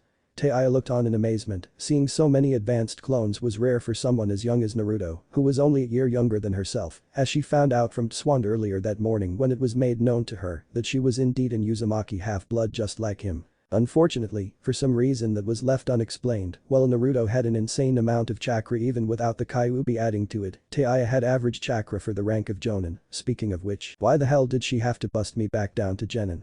She grumbled as she hobbled through the grass toward the main house, where Naruto's army of clones was beginning to clear away the tall grass and fallen limbs from the surrounding trees. Standard procedure for a newly inducted shinobi, Kakashi smiled, depending on how high your individual skills are, we rank you where we think you would be best at. And for me that's the bottom. Taya growled, pissed beyond belief. I'll be damned if I have to work my way through some pansy-ass D-rank missions to earn some real cash. Kakashi sighed, don't worry, my team has some rotten luck when it comes to missions. Our first C rank was upgraded to A within a couple of hours of leaving the village, and the only reason we continued with it was because they all insisted on it. Man, this place is huge. One of Naruto's clones laughed as it scurried about inside the mansion. There's like 15 bedrooms in this house. Boy, get back to work. Yelled a clone that was cutting grass, don't be a slacker. Look who's talking. Yelled a clone on the roof that was tossing off broken tiles. Hey, we need some stuff to fix the screen doors. One of the clones inside the house said. Aya shook her head, man, those things are useful. She said as she sat herself down on the porch, rubbing her injured leg, wonder if I could do it. Kakashi shrugged as he watched the clones work, making fast work of the yard as he saw many of them making piles of limbs and grass in cleared off areas. Shadow clones are unique among cloning techniques because the jutsu produces solid clones and feed information back to the caster when they are destroyed or dispersed. They're really good for information gathering and training with multiple jutsu. Yeah, I know all that, Taya sighed. Orochimaru knows the same technique but never taught anyone else because he liked keeping them to himself unless he was teaching someone he deemed special. She twirled her finger in the air in irritation.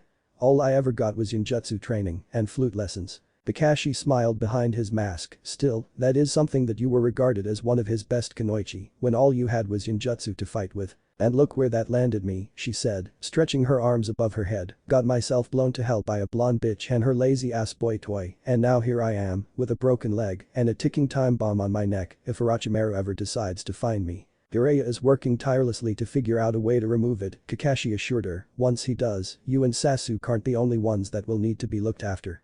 Another kunoichi in this village was afflicted by the same mark that Sasuke now has on his neck, but apparently it's slightly different than his. I looked up at him. If you're talking about that Anko woman I kept hearing about back in Odo, then I've got a pretty good idea why. She said, that seal he put on her was the first one he ever used on a live human, and all others that came after that one were different because hers doesn't change her like mine does in the stage 3 mark. Kakashi nodded. I'd almost forgotten that you're classified as a level 3 seal user, he said. Have you ever seen one of the seals removed? Actually, I have, Taya said, surprising the Jonin. Thing about it is, though, it's not only dangerous, but it takes a long time to do. Orochimaru did it once, successfully, but he was completely drained of chakra, almost to the point of absolute zero. It's the most vulnerable I'd ever seen him until this whole thing with his arms. She said. How was it done? Kakashi asked, but the girl shrugged. He used a high-level seal that I'd never seen before, she said, thinking back on that particular day. The subject complained about the seal causing him discomfort, and when Orochimaru had a look, he realized that the mark was incompatible with the host. Normally, he would have left him to die, but the guy had a unique Kekkei Genkai that he wanted to gain control of once he switched bodies, so he removed in favor of another seal. Kakashi nodded, tapping his chin as he sat beside her. I see. Did you see how the seal worked? Heiya smirked. Yeah, I did, she said. When he started, the curse mark just started peeling away in layers. From what I saw, that's the only way to remove the seal without triggering the kill command etched in. It's the first thing to go, and then you're free to have a go at the real mark. But it takes a hell of a lot of time and even more chakra to use a sealing method like that. How many layers would Anko's mark have? He asked for the woman's sake. Heiya sighed and leaned back on her arms and laid flat on the floor. Being the first of its kind, I'm gonna say that it's a 2-stage mark instead of a 3-stage like mine. The first gives you a small power boost while covering the area afflicted by the mark. Stage 2 is the same, except it pushes a drug into the body to keep the user wanting more, and stage 3 is the full transformation. She gestured to herself. When I change, my skin turns dark and I grow horns like an ogre, and I have golden eyes just like Orochimaru does when he's fighting a powerful opponent. All of us in the Sound 4 had a refined stage 3 mark, while others were less so. We were more in control of ourselves even after the drug dose. Kakashi grimaced as this mark sounded more and more nasty by the moment. What about Sasuke's? Heiya smirked at him, wondering when you were gonna ask. She grinned. His is a little different than most. Besides the work he did on Anko, there have only been 2 he gave the curse of heaven to, and both of them have had an extremely rare and powerful Kekkei Genkai. The first was Kamimaro Kagaya, who used a dead bone pulse to make weapons out of his own bones. And the other was your little spaz of an Uchiha. What's the difference? Kakashi asked, puzzled. She shrugged again. Every mark has essentially the same 3 marks, she said, holding up her hand and ticking them off on her fingers: obedience, power, and the drug introduction. But when Orochimaru places that particular mark on someone, that means he's chosen that person to be a potential vessel. Those marked with that one have the power bit doubled, making the draw of the mark almost irresistible, because the drug being pushed into the system also has a small amount of enzymes from Orochimaru mixed in, making them drawn to Orochimaru himself, not just the power. Removing one of them would cause the mark itself to fight back, making it way too fucking difficult for anyone but Orochimaru to do because the mark would know its master. I see, Kakashi sighed. So, in a sense, Sasuke has a stage 4 mark. I guess so, Heiya said. There are subjects that have the rare stage 4 on them, but they usually don't live long enough to hold any merit. She said, shivering in recollection. They became stuck in the stage 3 form, almost always going insane with bloodlust, or just plain dying right off the bat. Some of them even turned to stone. Hearing that, Kakashi almost immediately knew what the power part of those marks were. Senjutsu, that explains a lot. Are there such cases as a stage 5? Heiya remained quiet, sitting up to watch Naruto and his clones. There was one, but there's no chance of something like that happening again. What do you mean? Kakashi asked, curious. Heiya sighed. All of us that have a curse mark change our forms in one way or another. If I had a stage 4 mark, I'd bulk up like an ogress, probably be taller, and twice as powerful as I was in the 3rd stage. She said. When Orochimaru created the 5th stage, that part became unstable. The one person that could control himself in that state rose up against Orochimaru and came really fucking close to killing him. See, in that state, say, I used it. I wouldn't look like an ogress, I'd actually be one, in the flesh. Kakashi nodded. And, this man, what did he become? Heiya smiled. The only thing that could ever hope to challenge a viper is a falcon. She said, smiling fondly, but even if the falcon swoops down and catches the viper, it'll still get bitten by the viper and die from its venom. The Jonin looked at her for a moment before sighing. Sorry for bringing up a sore subject. He was obviously important to you. Closest thing I had to family until recently, Heiya said. He was older than me when we met. I was only 7 and he was already 15. Funny thing, he was a samurai from Tetsu no Kuni and he had a taijutsu as well. Did he? Kakashi asked. Heiya nodded. It's how he almost beat Orochimaru. She said, it didn't have a name and he was the only carrier of it. Orochimaru wanted to use him to breed a new line of taijutsu users, but he refused. After he received his mark, he fought tooth and nail to keep alive and tried to escape every chance he got. Finally, Orochimaru got tired of it and went to him. And that's just what he wanted. His taijutsu forced the target's killing intent back onto themselves and made them gut themselves whenever he turned his gaze on them. Orochimaru nearly fell right into it, but apparently meeting Uchiha Itachi made him more cautious around people with taijutsu. I can guess what happened next, Kakashi nodded. What was his name? Heiya smiled fondly as she thought of the boy. I always used to call him Gen Nayasama to annoy him, but his name was Genosuke. Unknown location. Orochimaru ground his teeth in agony as his arms bled in their blackened form. This is taking far too long. He growled, Sasuke will have to wait. He rose from his seat, should I take too much longer, that blasted Shinigami will claim the rest of this body, just as it consumed my arms. He staggered into the hall where he found his white-haired assistant. Orochimaru-sama, shall I prepare the subjects? Yes, the man hissed in pain. Well, I would have liked to have Sasuke as soon as he arrived. It appears the many of the Sound Four have perished. He growled, I can no longer feel their marks. Only Sasuke's and Taiya's remain. Perhaps they are on their way. Kabuto suggested, who knows? Taiya-chan could have defeated Konoha's forces. Orochimaru scoffed, I highly doubt that foul-mouthed brat was able to defeat an entire squad. He said, you said it yourself after sending Kimimaro-kun out, Konoha wanted their precious Uchiha prince back. It's unfortunate, then, that Sasuke-kun won't be joining us, Kato said, sighing, I had hoped to examine his Sharingan. I could have used them in my research I took over from that fellow Danzo sent to us Kido-san, wasn't it? Orochimaru grinned, yes, his idea of artificial Kekkei Genkai was intriguing, he said, licking his lips, such a shame that he was sending Danzo information on us, or else I may have let him live a little longer, now go down and find me a decent vessel, the strongest one we have, preferably with a Kekkei Genkai. Back at the Uzumaki embassy, the area was starting to look like a clan compound, thanks to Naruto's hard work. When Taiya returned from having her leg worked on, it was to find the blonde finishing up the yard and setting fire to a large pile of debris. Wow, you've really been working, huh? Naruto looked up at her and smiled when he saw that she was standing, albeit leaning, on two legs instead of her crutches. Yeah, I finally got everything cleaned up around here. He jerked his thumb toward the main house. Turns out this place had some building supplies stored in the cellars, so I got the clones to fix up the inside and get everything ready for us to live here. He grinned brightly at her, great, huh? Fuck, yeah, it is. Taiya grinned, this is way better than sleeping in a cell or underground like Orochimaru's compounds. She said, taking in the area, and noted that all of the tall grass had been taken down, as well as the wild shrubbery. Hey, you know I could have helped, right?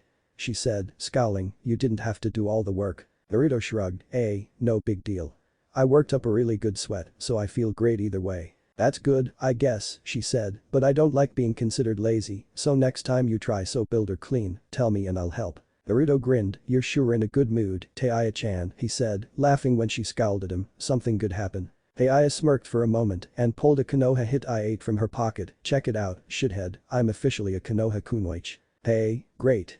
Naruto yelled excitedly, now you can help us track down Orochimaru. After I get this mark off of me, dumbass, Taiya pointed to her neck, don't forget that that prick could still control me, or even kill me if I was close enough to him, so no way in hell am I going near him until that old pervert figures out a way to get rid of it. Naruto sighed, aw, well, I guess we have to wait around on Pervy Sage until he gets his act together. He grinned, wanna go grab a bite? Taiya nodded, I could eat, but can we do something besides ramen? I need something more substantial. Sure, he said, smiling, Akimichi's barbecue is only a few blocks away and they never turn me out and I really wanna hear about how Choji's doing. He said as he made his way toward her and saw her stumble, you okay? Yeah, my leg's just a little weak, still, she said, then glared, I'm not gonna let you carry me if that's what you wanna say. Naruto smirked, aw, you know you liked it. Aw, shut up, fucktard. Taiya roared and began chasing after him as he blurred past her. Hey. Get back here. She roared, tearing after him, her weakened leg forgotten, what is it with you and running all the time? I usually don't have angry redheads chasing me. He laughed. Jiraiya tapped on the door to Tsunade's office and let himself in, morning, Hanayeo. He yelped ducking underneath a throne scroll, what's the big idea? Jiraiya snapped, I just came to ask if the answer is no, no, and still no. Tsunade roared, glaring daggers at the man, I've already told you that letting Naruto into the restricted section of the library is out of the question until he's at least Jonin. Jiraiya growled and crossed his arms, the kid can handle it, Haim, it's not like he's gonna go for the first triple S scroll he finds. Tsunade scowled at him, you're lucky we don't have anything that powerful save for my granduncle's reanimation technique, she sighed, frowning, and why can't you just start out by teaching him some of your techniques? Your chameleon technique would do him a great deal as far as stealth goes. Jiraiya shook his head, it's not that I don't want to teach him anything, it's that I can't yet. He said, aside from the Rasengan and the Toad contract, many of my jutsu call for great chakra control. And he has those new eyes, so he needs a Jinjutsu specialist to help him with that. He said, sighing, he needs something else to keep him going, and the Rasengan, I'm afraid to say, is no longer enough. That can wait, Tsunade said, looking at the man, tell me, did you receive the info Kakashi and I sent to you on the curse marks? Jiraiya nodded, crossing his arms, I did, and I can tell you that the technique Orochimaru used was likely based off an Uzumaki seal I know something about. Tsunade looked at him hopefully, then you can remove it. Her hopes fell when he began to shake his head, what? Why not? Because the seal I'm thinking about does take an insane amount of chakra and a fair amount of control, he said, sighing in disappointment. Fact of the matter is, I don't have near the amount of chakra it takes to get the seal to work for me, let alone to use it. Tsunade groaned, then there's no chance of us removing those damned marks from those three. She sighed, this is horrible. I said that I didn't have the right amount of chakra, Jiraiya said, grinning, but there's a certain young genin I know of that has insane amounts of chakra and has an insurmountable chakra battery he can draw on if need be. Tsunade raised her brow at him, you're talking about Naruto? She asked, but he doesn't even have any knowledge of sealing jutsu and you expect him to use an advanced technique. He's got his shadow clones to help with that, Jiraiya said offhandedly, what could take 10 years could 10 days with a lot of clones to help out. If he masters it, then we can use it without risk. Problem solved. Tsunade sighed, massaging her temple, you're way too flippant about this, you know that. Naruto is not a quick study. I know, Jiraiya grinned, he's a kinesthetic learner, meaning training is his study.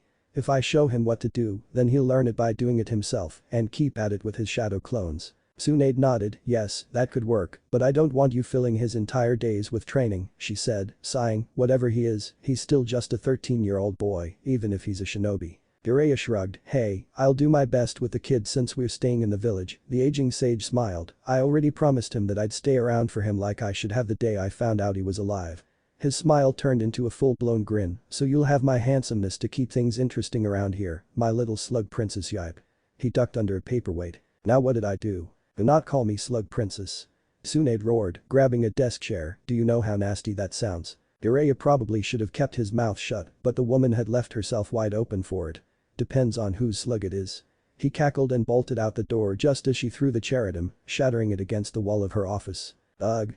Tsunade roared, that was my favorite chair. She growled and went to the closet, taking out a folding chair and plopped back down. As she fumed over the little encounter, a fond smile, that old toad always did know how to push my buttons. She sighed, sitting back regarding the small packages by her desk. One was a box containing Naruto's Chunin flak vest, as well as 2 full sets of the Sarutobi clan's special adamantine kunai and shuriken, and some chakra paper. Everything that Naruto had earned with the promotion. The other was a small parcel intended for Taiya.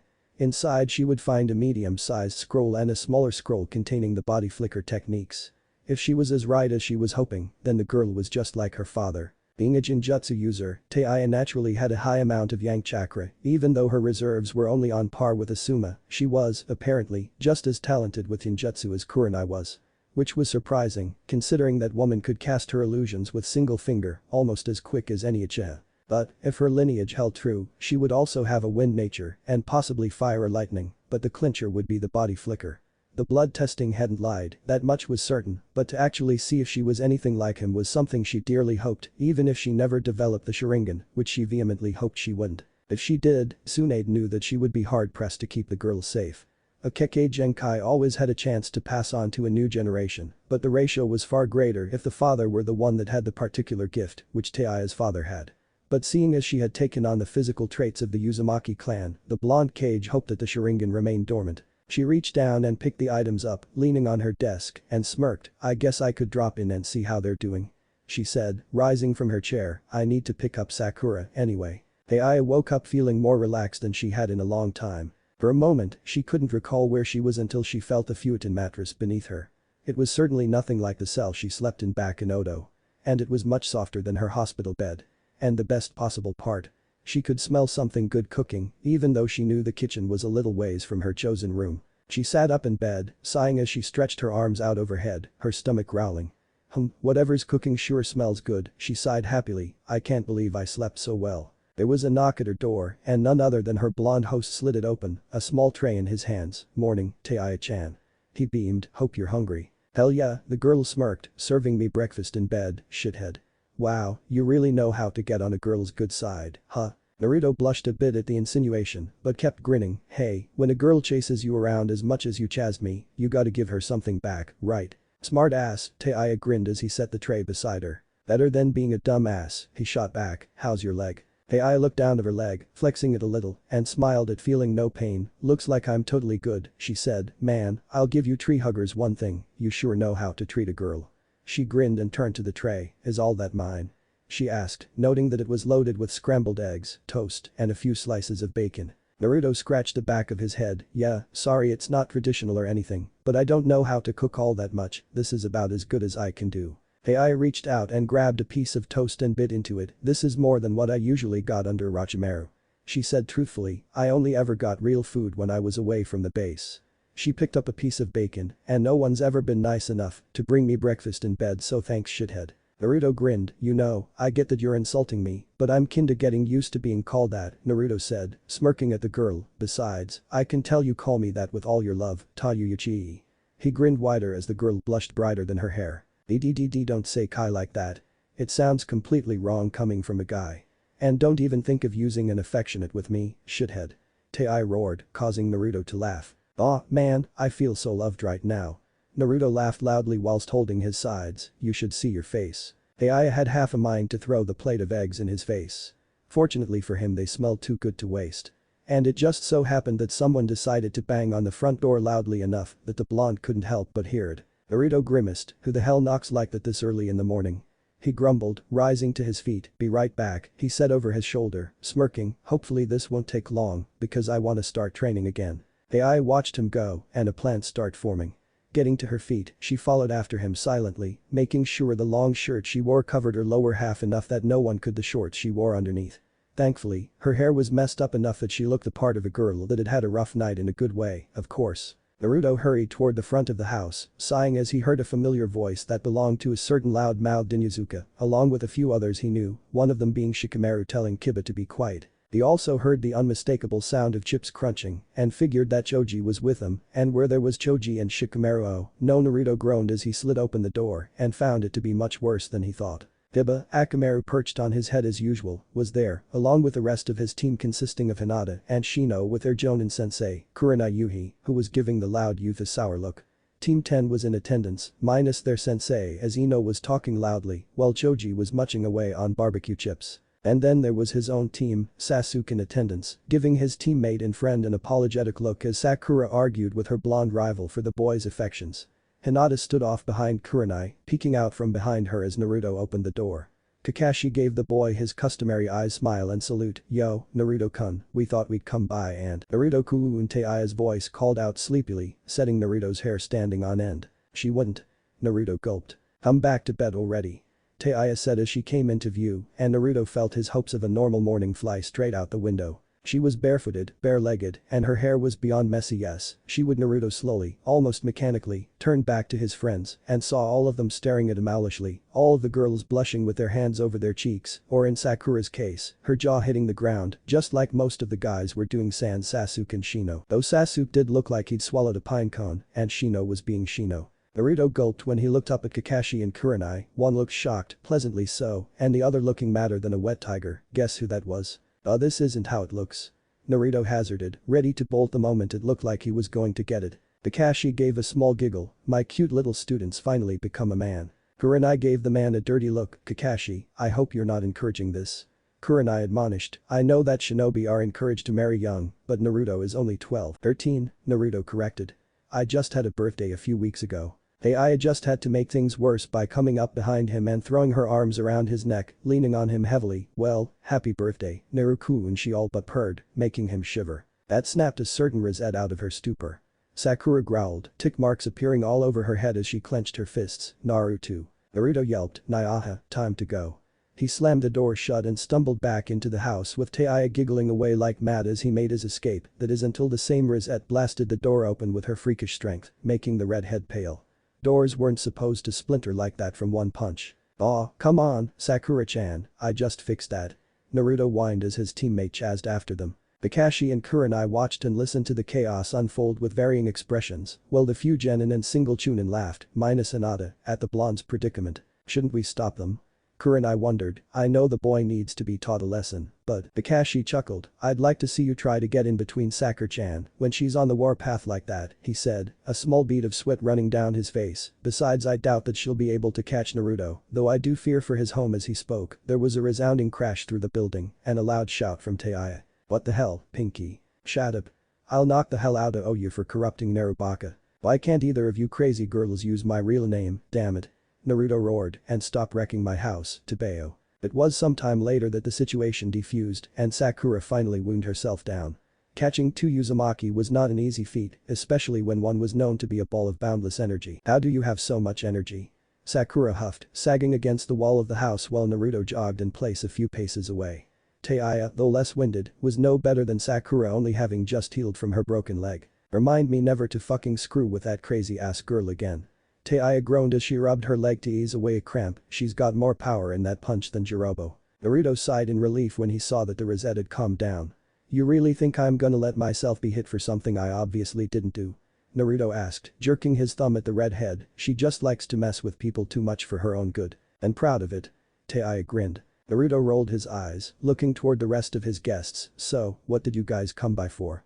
He asked. Not that I'm not happy to see you, nobody ever visits me apart from Kakashi-sensei and Pervy Sage. Shikamaru shrugged. I figured I'd come by and see how everything turned out after you got out of the hospital, but I never expected you'll see her again, he said, pointing at Taya, let alone shacking up with you. You can thank Kakashi for that, Naruto said, smirking, and it turns out that she's part of my clan, so it all works out in the end for me. Clan? That's right, Kakashi said, answering their question. Naruto is indeed part of a clan and one of the founding members of the village as well. Hang on a minute, Kiba butted in. How's the dead last of the class part of a clan? I thought he was an orphan. Sasuke grunted. Hey, knock it off, Kiba, don't forget I'm an orphan, too. Yeah, but my dad was the fourth Hokage, Naruto growled out before Kiba could get started again. My mom was Kushina Uzumaki, the last full-blooded Uzumaki known. He jerked his thumb at Taya again. She's a half-blood, like me. And she's going to be a part of Team 7 starting from today, Kakashi put in, shocking Naruto and Taya, as well as Sakura and Sasuke. Since Sakura-chan is going to be training under Tsunade-sama, we were short a teammate, and Tsunade-sama decided it was best that Taya be put with us, since she requested to be put in the shinobi forces. That makes sense, Sasuke said. It'll also give you a good chance to keep an eye on her. Ino was looking more stunned than any of them had ever seen her, but that didn't last before she gave the blonde a flirty look. Well, at least we don't have to worry about Naruto getting a girlfriend, seeing as Taya Kai already. Aw, hell nah. Taya spat, leaping to her feet. Shithead I can put up with, but there is no way I'm letting some blonde bimbo call me by pet names. No sooner had she said that than she launched herself at the girl. Ino smirked and brought her hands together. Mind trans. Stop. Naruto roared, and the room went completely black, the blonde disappearing and the temperature dropping. Taya hit the floor beneath her, but felt as though she were lying on ice, cold as it was. She could even see her breath. What the hell, Ino yelped, her teeth beginning to chatter as the cold set in. Hinata shivered and hid herself behind Kurenai further, while the woman crossed her arms, a smirk on her lips. It's a genjutsu I never knew one could be this powerful, Naruto-kun, can you drop it, please? She called out, her voice echoing. A moment later, the darkness receded, revealing a tired-looking Naruto, sweat beading his brow. Damn it, that took a lot out of me. He groaned, man, I've got to learn how to control these things. Hinata peeked out from behind her sensei and gasped when she saw the blood-red eyes Naruto now possessed. Why your eyes? Yeah, it's a new Jujutsu that I got from my dad's side of the family. Naruto explained, bowing his head apologetically, sorry about that. Kurenai smiled as she saw his eyes, a Karrigan user, huh? I've never seen one before now. You know about this Jujutsu? Kakashi asked, surprised. Kurenai shrugged, I came across one of the China clan a few years back. She said, making Naruto raise his head. She was an old woman that possessed a mature Jujutsu, and even the blood manipulation that came along with it.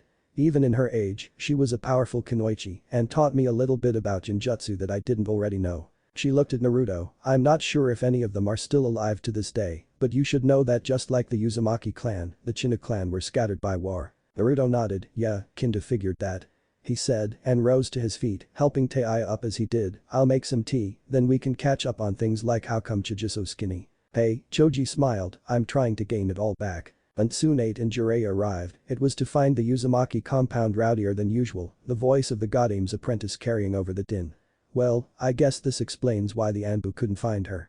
Jiraiya said, sighing, this place has seals all around the perimeter. Tsunade sighed, now I can't chew them out for not completing their task, she grumbled, adjusting the packages she held. Well, shall we? Let's, Jiraiya smiled, I can't wait to see the look on Naruto's face. When the Godame knocked on the door, she was met by a loud laugh as Taya herself opened the door. A small spike of apprehension shot through her upon seeing her former master's teammates. Should I get SHR, Naruto? I came here to see you, Tsunade smiled at the girl, easing her worries somewhat. I have something for you that I think you can make use of if you haven't already, and a summoning contract to replace those horrid ogres. She said, presenting one of the package she held under her arm. Aya took it with a respectful bow and a small smile on her face. I thank you, don't thank me yet, dear, Tsunade smiled, I'd like to see how well you can master those techniques. She said, tapping the box with her finger. Inside you'll find a scroll containing the body flicker technique, as well as its follow-up move, as well as the crow contract. They're much more reliable than ogres. Thank you. She said, beaming as she opened up the gift. I've never used those before, and the crows are used by one of the Akatsuki Itachi, I think. Tsunade nodded, that's right, but I think you'll find that these will serve you better than him, she said. A very famous shinobi made himself a name by using these. Shushin no Shisui, a good man in my opinion, and every bit as fast with the body flicker as the fourth was with his flying thunder god. Jiraiya smiled and inched his way around the pair in search of Naruto. While he was doing that, Tsunade led the girl out into the yard to sign the contract. It was much smaller than a major summoning contract, where the creatures grew to tremendous size, but Taya didn't care. As she opened the scroll, she found two names before hers.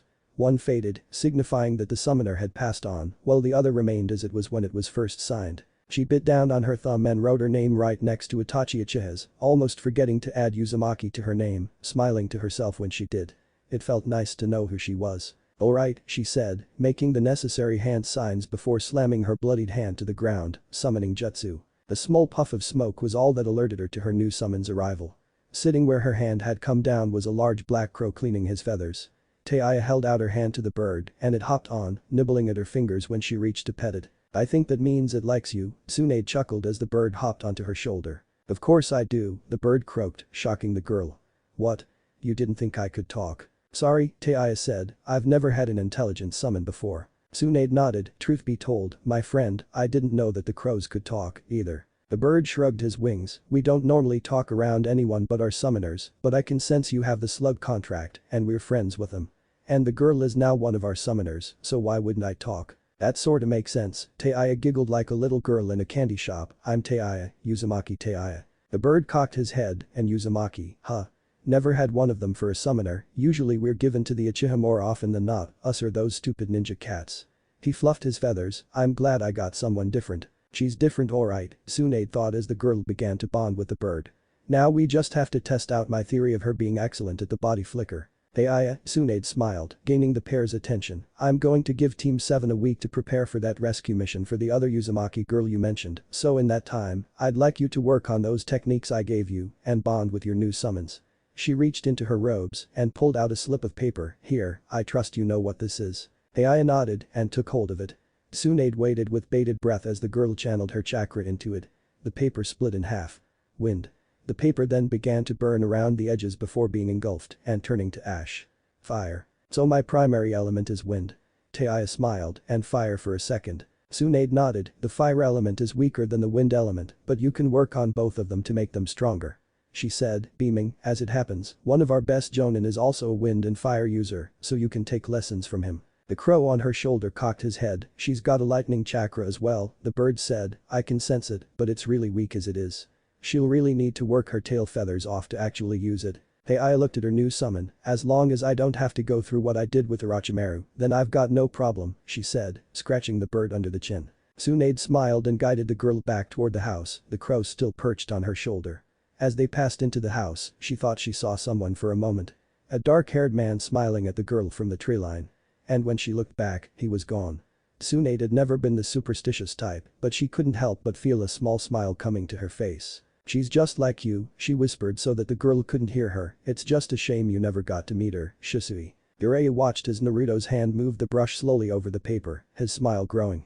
That's good, Jiraiya said quietly, hoping not to disturb him, you have the form down, now we just have to practice the jutsu itself. Naruto placed his brush down and sighed, do you really think I'm ready for that? He asked, it's only been 3 days since I started. Jiraiya chuckled, what's this? And here I thought that you'd be all gung-ho about this. Naruto bit his lip, yeah, but you said this seal was really dangerous if I got it wrong, and it's not only gonna be me that's gonna get hurt, right? Jiraiya shook his head, "You know, it never ceases to amaze me how much like your father you actually are," the old man said, taking a seat next to his apprentice. Minato was quite against hurting others as well. Even when someone defected from the village, he was reluctant to harm a fellow leaf shinobi, totally unlike your mother, who would have clobbered him, most likely. Naruto chuckled, scratching the back of his head. "Well, I'd clobber anyone that hurt someone precious to me, so you're like both of them," he said, patting the boy on the head, "and now you're a chunin, they'd be proud of you. But back to this seal, Naruto.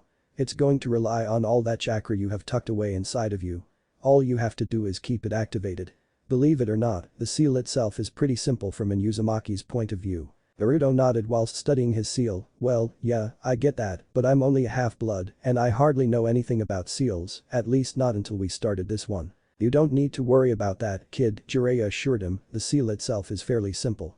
As you charge the seal with chakra, all you do is keep your hands in place to feed it the chakra needed to work, and the best things about it is that you don't need to worry about overcharging it.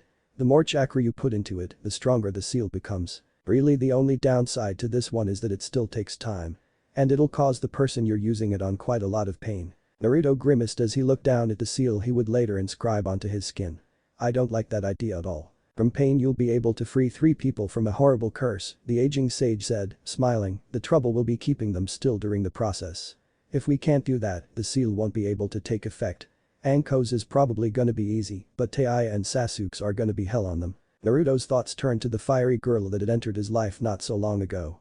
Along with Sakura, Tenten, and Ino, she now trained with Tsunade and was well on her way to mastering her techniques given by the Godame. Sakura's strength was already mind-blowing, considering she had excessive strength even before she had taken to Tsunade's teachings. While Ino would never have such strength, both girls were taking to the medical training with a clear competition between them. Ai and Tenten were doing their best to keep up with them, but as far as medical training went, it was clear that Sakura was leagues ahead of the pack. Tenten's strength levels were rising day by day, as were Taiya's. Thankfully, Taiya had struck up a friendship between the other kunoichi, even after her failed attempt at pranking Naruto, leading said blonde to replacing his front door. Kurenai had taken a shine to the girl as well, seeing as how both of them were Jinjutsu wielders. As for Naruto's Karrigan, Kakashi and Kurenai had taken a hand in his training to control his Dijutsu and his illusions. Naruto now had a small amount of control over his new eyes. At the very least he wouldn't be casting Jinjutsu on anyone without knowing what was happening. As far as controlling blood, however, Naruto shivered. There was no way he wanted a power like that. More was the pity that no one knew how to activate the bloodline limit. As far as the blonde Uzumaki was concerned, he'd rather not learn how to use it, but sooner or later he'd have no choice, given that his Karrigan and blood release worked hand in hand. But the activation of his eyes, his power over blood would soon follow. Sasuke was another matter. With him being released, he was still unable to train as he wished. Most of the 3 days saw the last Uchiha roaming the village, a small group of civilians from the Merchants' Council following closely. And if they weren't following him, Anbu definitely were, that are the merchants' daughters. Needless to say, the sooner Sasuke's mark was removed, the better for his daily sanity, or lack thereof, all things considered. Meanwhile, even though the young Uchiha had his family's advanced Dijutsu, Naruto was the only one he'd told about it. Naruto found it funny that it was because he had technically died for a few minutes that had sent Sasuke over the edge, mainly because the same thing could be said about his own Dijutsu. "Finished wool gathering?" Jiraiya said, rapping the boy on the head, smirking. "Come on, Naruto, let's take a break." Naruto nodded, smiling as he rose from the table he was sitting at and followed the man out. As they left the house, Taiya, alongside Sakura, was making her way onto the compound. Both girls were looking more than a little upset. "What's got you two so mad?" Naruto asked, grinning widely. Taiya spat and crossed her arms. "Someone graffitied the compound walls." She snapped. "The fucktard spray painted a bunch of bullshit all across the walls and even painted that stupid flea bag you've got locked away on the wall." They did what Jiraiya roared, surging forward and passing through the gate, Naruto chasing after him. As Jiraiya skidded onto the streets, it was to see someone dropping a can of paint to the ground and running down the street. Jiraiya growled and shot after him like a thrown shuriken and grabbed the man by the collar, dragging him back just as quickly. Naruto waited, looking at the walls of his clan's compound. It was nothing he wasn't used to. Only, the words demon whore had been added. That's what made the blonde angry. Jiraiya slammed the man against the wall, growling, "Just what the hell do you think you're doing, you idiot?" The man roared, "This is a compound dedicated to the Uzumaki clan, and you've just defaced it. What does it matter?" The man growled, "It's just the home of a demon, now. The Uzumaki are dead." He spat, looking down at the blonde, "You're nothing more than that monster trapped in human form. You're the reason my wife and child are dead. He's the son of the fourth." Jiraiya roared, "You disgrace his sacrifice." The man just sneered at him, he disgraced this village for allowing that monster to survive. He yelled, he should have been strangled the day he was born. That did it. Jiraiya reared his arm back to smash the man's head into oblivion until the small palm of Naruto's hand landed on his wrist. Jiraiya looked down at the blonde boy and saw the anger in his eyes that flashed between blue and red, but he also something else, pity. Jiraiya dropped the man to the ground and Naruto stepped in front of him. "I don't know what it's like to lose someone I love," the blonde began, shaking his head. "I've been lucky that way so far. But I do know what it's like to be completely and utterly alone." The man flinched, "Even the Nine Tails wants that for me, to make me hate." Naruto said, smiling sadly, "Did you know he likes to taunt me? Show me things that make me want to hate the world."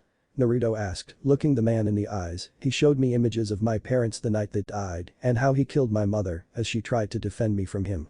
He did it with a smile on his face." Jiraiya looked at the boy in shock as well as Sakura and the man sitting on the ground, "Yet here I am, still keeping him locked away inside and keeping the village I grew up in safe. Why defend a village that does nothing but hate you for what you are?"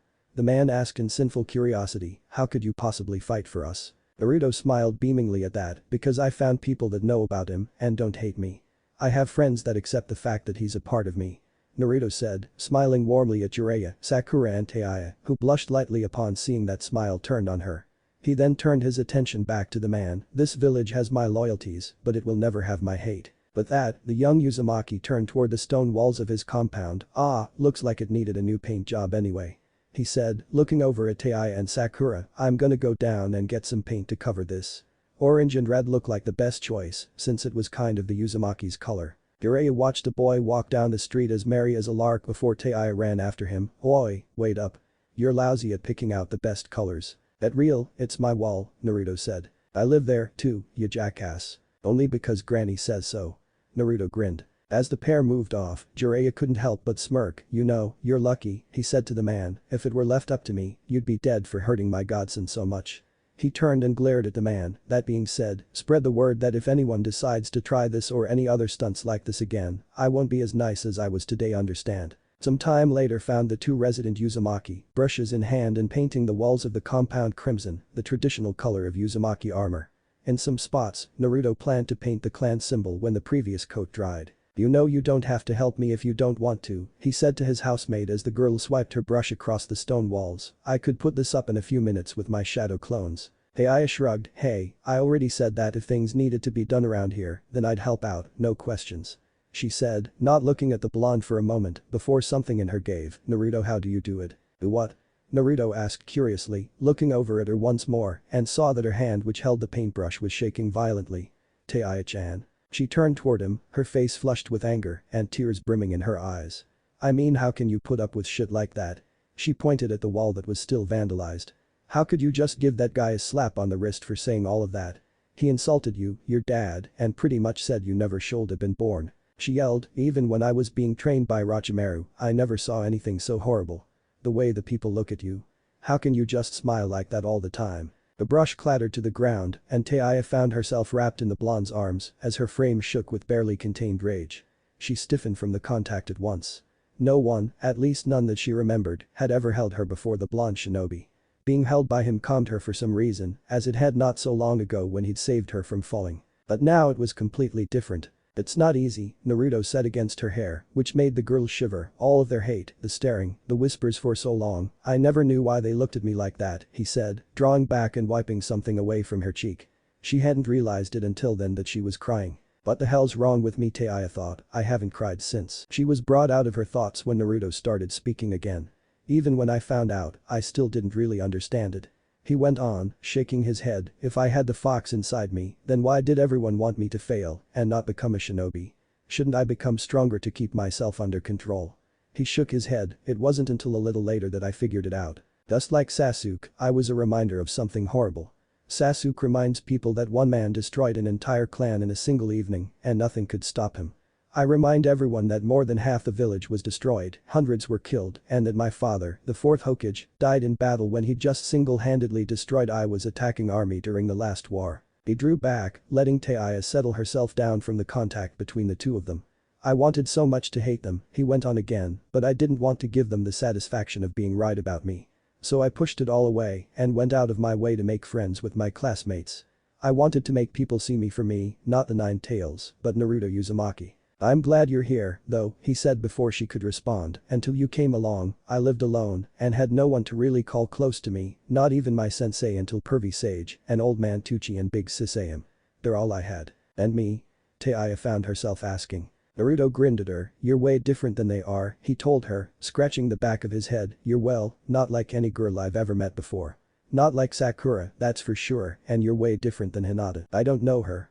Taya deadpanned whilst crossing her arms, and comparing me to other girls ain't the best way to make me feel special, you know. But I like that you're different, Naruto said hurriedly, hoping he hadn't upset her. I mean, Sakura was always going on about Sasuke and Hinata's so shy that she barely talks, but you're well, nice really nice. Taya uncrossed her arms and placed her hands on her hips, nice how? I'm not exactly a model citizen, shithead. Remember I was trained by a manic pedophile with a fetish for weird-ass eyeballs. I mean you help me when you don't have to, Naruto clarified, and you comforted me when I was arguing with the nine tails. I'll always remember that, he said truthfully, blushing slightly at the memory as she did. I can laugh with you like no one else and talk with you so easily. He said, listing off what he liked about her, and you're really pretty. PP pretty. Taya shrieked, turning as red as her hair, are you nuts? She swiped at him with her paintbrush before she realized what she was doing and left a large red streak down Naruto's face, a dumbfounded expression across his features. Taya looked from the blonde to the brush before hiding the offending item behind her back, sorry. Naruto said, before a deviously little smile crossed his face and dipped his hand into the paint bucket. Taya knew exactly what was coming and backed away from the blonde. Don't even fucking think about it. She snarled, but quick as you please, Naruto lunged and planted his hand smack dab on her face, leaving a handprint in his wake. Taya blinked owlishly before a snarl came to her face, you are fucking dead. Naruto laughed and danced out of range as she swiped at him with her brush again, his tongue out at her. Gutty quicker than that, Taya Kai. Don't fucking call me Taya Kai. The redhead roared and chazzed after him, only to watch as he tripped over one of the buckets. The paint can sailed over their heads, spilling its contents all over the pair. Naruto sat on the ground, completely drenched in paint, just as Taya was, the girl's nose wrinkling in disgust. Ugh. Damn it, I'm never gonna get this shit out of my fucking hair. Grinning, Naruto couldn't help the snicker that rose up before he burst into full-blown laughter, while Taya scowled at him. It's not funny, asshole. She snapped, her hands on her hips, how are we gonna finish the wall? Naruto just continued laughing. Taya shook her head, a smile of her own coming to her lips as her own laughter started bubbling up as she burst into giggles. Tsunade sat back in her chair, smiling at the bit of news she'd just heard. So you think there might be something between them? She asked of her old comrade. I'll admit that it'd do the boy a world of good to be interested in someone besides Sakura-chan, but it hasn't been that long since she was brought to the village. Jiraiya just shrugged, his arms crossed as he recalled the events he'd looked upon from the rooftops as the pair painted over the compound walls. Stranger things have happened, he reminded her, remember how Kakashi and Shizune-chan started up? Tsunade blushed, I honestly try to forget that. Jiraiya snickered over that bit of information because, in all honesty, he had been surprised that Kakashi even liked women. Rin was one thing, but the man hadn't shown any interest in women since his former teammate. Of course, a few rounds of strong sake, Jiraiya's own personal stock of fire toad sake, no less, and the two had literally opened up like floodgates. Jiraiya had gotten just enough research out of it to publish his next book. Tsunade, needless to say, was horrified when she found the two, but was nonetheless happy for them, only wishing she hadn't caught them in the act. Laying all jokes aside, Jiraiya said, I think that there might be something there. Naruto-kun surely seems to be growing attached to her, and I can't say Taya-chan liked the fact that this village still views Naruto as the Kyuubi. He looked the woman in the eyes, she cried for him, Tsunade. How many people have you seen do that aside from yourself? Tsunade sat back, frowning, I just don't want to get my hopes up. She admitted, Taya-chan doesn't seem to be much for signs of affections, let alone shows of emotions. Jiraiya nodded, that's true, but even the hardest stone can crack with enough pressure. The hatred the civilians have towards Naruto-kun is almost enough for me to demand him be taken to Mount Myaboku so that I can make him into a force to be reckoned with. No one would dare harm him after I was through with him. Yet he wants to stay in the village and train alongside his team. Tsunade said, smiling, they're his family, Jiraiya. You can't take that away from him, as much as you want him to be strong. Jiraiya just chuckled, he'd pitch a fit if I tried to take him away from Taya-chan, that's for sure, he said, smiling fondly, I know you think it's too soon for something like this to happen, but it has. If they aren't crushing on each other, then I'm the sage of six paths. Tsunade actually giggled at this and smiled at the man, I'm not making any bets with you on this one, you old goat. We'll just have to wait and see where all of this goes. She said, hoping that, for once, her old comrade was right. How long until Naruto is ready to perform the sealing jutsu? Any day, honestly, Jiraiya said with a shrug. I was planning to test it out on something simple tomorrow, so he could get a feel for the jutsu, but I get the feeling that he'll want to do something physical soon. So it's gonna be some nose to the ground sparring and team building exercises tomorrow with Taiya and Sasuke back on the team, and hopefully Sakura will be there as well. I'd like to see how well they all work together. She didn't seem to have a problem with the other two, or her, but we need to see how they fit together as a team. I agree with you there, she said, nodding. She gets along well with Sakura and Ino when they train in the healing arts, and she's quite well off as far as our combat training goes. She's all but mastered the body flicker technique. And the crows have accepted her completely. As far as all that goes, she's right up there with Sakura, even though she doesn't have the natural physical strength Sakura seems to possess, she is fast and has incredible chakra control. So was her father, Jiraiya said, gaining a surprised look from Tsunade. Oh, come on, Haim, I'm the spy master of Konoha. How could I not find this out? Damn it, this stuff just won't come out.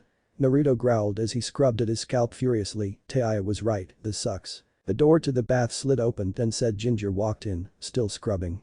She asked as Naruto yelped and ducked under the water, what the fuck's up with you? Naruto came back up and scowled at the girl, blushing brightly as he saw her, clad in only a towel. What the hell are you even doing in here? Naruto snapped, I told you I was gonna get cleaned up. Yeah, and I wanted to get this shit out of my hair, Taiya said nonchalantly striding into the room and stepping into the water, sinking up to her shoulders with a tired sigh. What? You gonna tell me you've never seen a naked girl? Of course I have. Naruto snapped, I just didn't expect you to just waltz in here while I was in here. Taiya just crossed her arms behind her head, it's not something to get upset about. Orochimaru didn't exactly care about our bathing habits. We all pretty much bathed whenever we had the time and didn't care who was already in the bath or not. She said, shrugging, I've seen loads of naked guys and girls and it's nothing that I find offending if that's what you're worried about, or are you just shy about being seen naked? She grinned mischievously at him. Naruto growled and sank low into the water, not rising to the bait. Hey, can I ask you something? He said, looking over at her for a moment. Sure, what? Taiya asked. Well, Sasuke's curse mark made him look different, he said, looking at her a little easier now. Did yours do something like that? Taiya grew a somber look across her face. You mean did it make me look like a monster? Naruto gulped. I guess so. Clasping the towel around her tighter, she rose from the water, making Naruto look away as it clung to her developing body. Wanna see? Naruto was more concerned over his own body than his curiosity at the moment, even as he raised his eyes up to her. Her brown eyes were on him just as his were on her, a hint of fear hidden within them. Slowly, his head bobbed up and down in answer. Taiya gave a small smile as she began to draw on the seal's power, the black and red markings spreading across her skin. Naruto watched in fascination as the pattern blackened her skin for a moment as it covered her body and gave way to a dark caramel-colored skin beneath. The whites of her eyes had become black as pitch, their eyes having become the color of molten gold surrounding her pupils. Her hair had become a pale pink in color and 2 long horns had sprouted from her scalp. A small blush darkened her cheeks as she felt his eyes on her. He rose from the water, coming closer to her. I know, she said quietly, I look horrible don't I? No, was the answer she received, you look beautiful. The girl's head snapped around, finding the blonde standing right next to her, his eyes wide with wonder as he took in her transformed state. Beautiful, no one's ever called me that. She thought, the blush deepening. If it were someone she knew from Orochimaru's ranks telling her such a thing, she knew it would have been a ploy to get her into bed with him, a trick she had seen too many times with the other Kunoichi in their ranks. But it was different with the blonde. When he said it, she actually believed it. She looked down at his chest, away from those eyes of his that always seemed to fascinate her, and her gaze fell upon the large scar on his chest. She reached out a hand and placed it against the ruined flesh, making him shiver as he covered her hand with his own, the color draining from her skin as she began to return to normal. His touch felt far warmer than the water, sending a pleasant heat up through her arm. So focused on each other as they were, they hadn't noticed how close they had moved until they stood but a few inches away, a fact that startled the girl. I think I've been in here a little too long, she said, fanning herself with her fingers. I'll see you later, Naruto. She hurried out of the water and made a dash for the door. All the while the blonde watched her go, a confused look across his face as he placed his hand over the spot where her fingers had been. Meanwhile, Taiya had snatched up her clothes and made a mad dash to her bedroom, leaning against the door as she tried to catch her breath.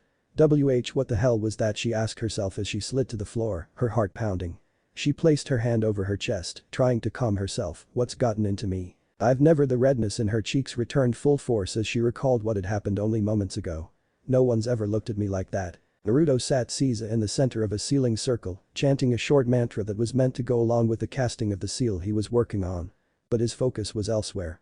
Namely on a certain red-haired young woman that had recently entered his life. Growing up, Naruto's mind had once been occupied with thoughts of his Rosette teammate, Sakura.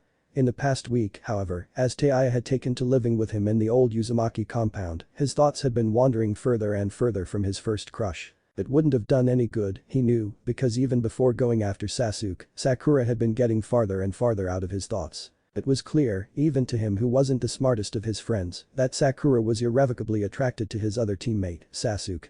And, though he would never admit it, Sasuke was growing closer and closer to the Rosette medic in training. He had seen them more than once together around the village, and Sasuke actually looked pleased with her company. A tap on his shoulder brought him out of his failed chant, making him look up to see Jiraiya standing there. "Arayo, for your thoughts." Naruto sighed and stood up. "Sorry, I know I'm supposed to be getting ready for the sealing method, but your mind wanders to matters of the heart," Jiraiya said, sounding wise for once, smiling as he sat down, giving the boy a level-eyed look. "Just what's eating you, Naruto?" he asked, smirking. "Is it Sakura or is it Taiya?" Naruto grimaced. "She doesn't like being called that." "Taiya, then," he said, snapping his fingers with a grin. "Thought as much." Naruto frowned. "It's not like that, pervy sage." Jiraiya rolled his eyes. "That's what your father said as a fresh genin when he and Kushina pulled around." He said as Naruto flushed red. "Come on, Naruto, this isn't me trying to do some of my research. This is me trying to help my student." Naruto shook his head, sitting back down with a flop. "I don't know, but she's different." "Different how?" Jiraiya asked, looking at the boy in interest, his arms crossed. Scratching the back of his head, Naruto sighed. "That's the thing I don't know." He confessed, "There's tons of pretty girls here in the village, but with her, no one else can compare." Jiraiya smiled in understanding. "To you, no one else can look so beautiful, yet so terrifying and fragile, all at once." He said as the boy looked at him, a little shocked. "So beautiful, you want to approach, yet you fear what she would turn you away if you did, and so fragile you fear harming her yourself." Naruto nodded slowly. "Why yeah, that kind of feels like how she makes me feel." Jiraiya chuckled and patted the boy on the shoulder. "And so the boy becomes a man," he said. "How long have you felt like this?" Naruto looked embarrassed. "We were in the bath 2 nights ago," he said, Jiraiya remaining quiet as he spoke. "I asked her about her curse mark and she showed me what she looked like." Jiraiya frowned at that. "Oh, what did you do?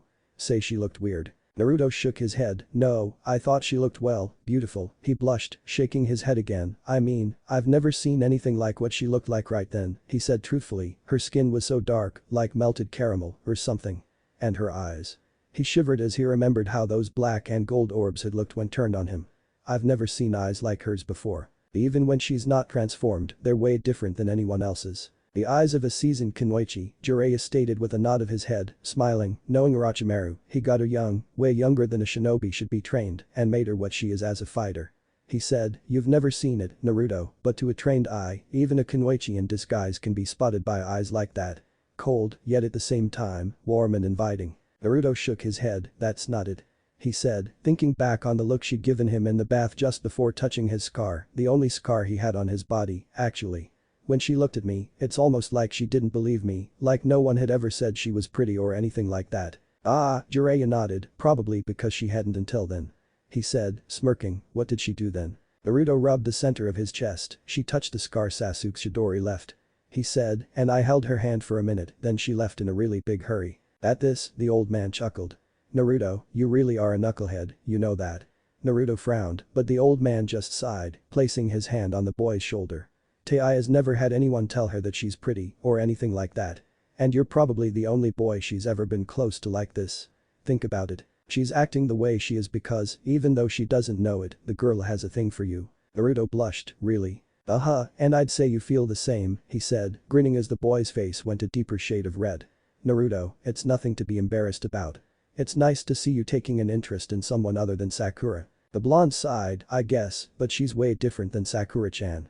Naruto admitted. "She's violent, yeah, but she's sweet and kinda shy." "Bam," Jiraiya muttered, shaking his head with a slight smile. "I was wrong, you're not crushing, you're smitten, kiddo." Naruto looked worried. "So what do I do?" Jiraiya shrugged. "If Taiya's reactions are anything to go on, keep doing what you've done up until now." He said, "Just be with her.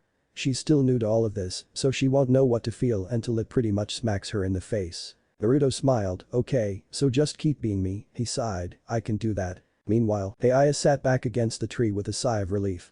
The morning's training session was brutal as always, and she was feeling it more than usual. She hadn't been sleeping as well as she usually did under Naruto's roof. She didn't want to admit it, but the reason for her lack of sleep was her host. "You look beautiful." She sighed and tucked her legs up to her chest. "Just what about me is beautiful when I look like that?" She wondered as she watched Sakura sparring with Tsunade whilst she, Ino, Tenten and Hinata rested.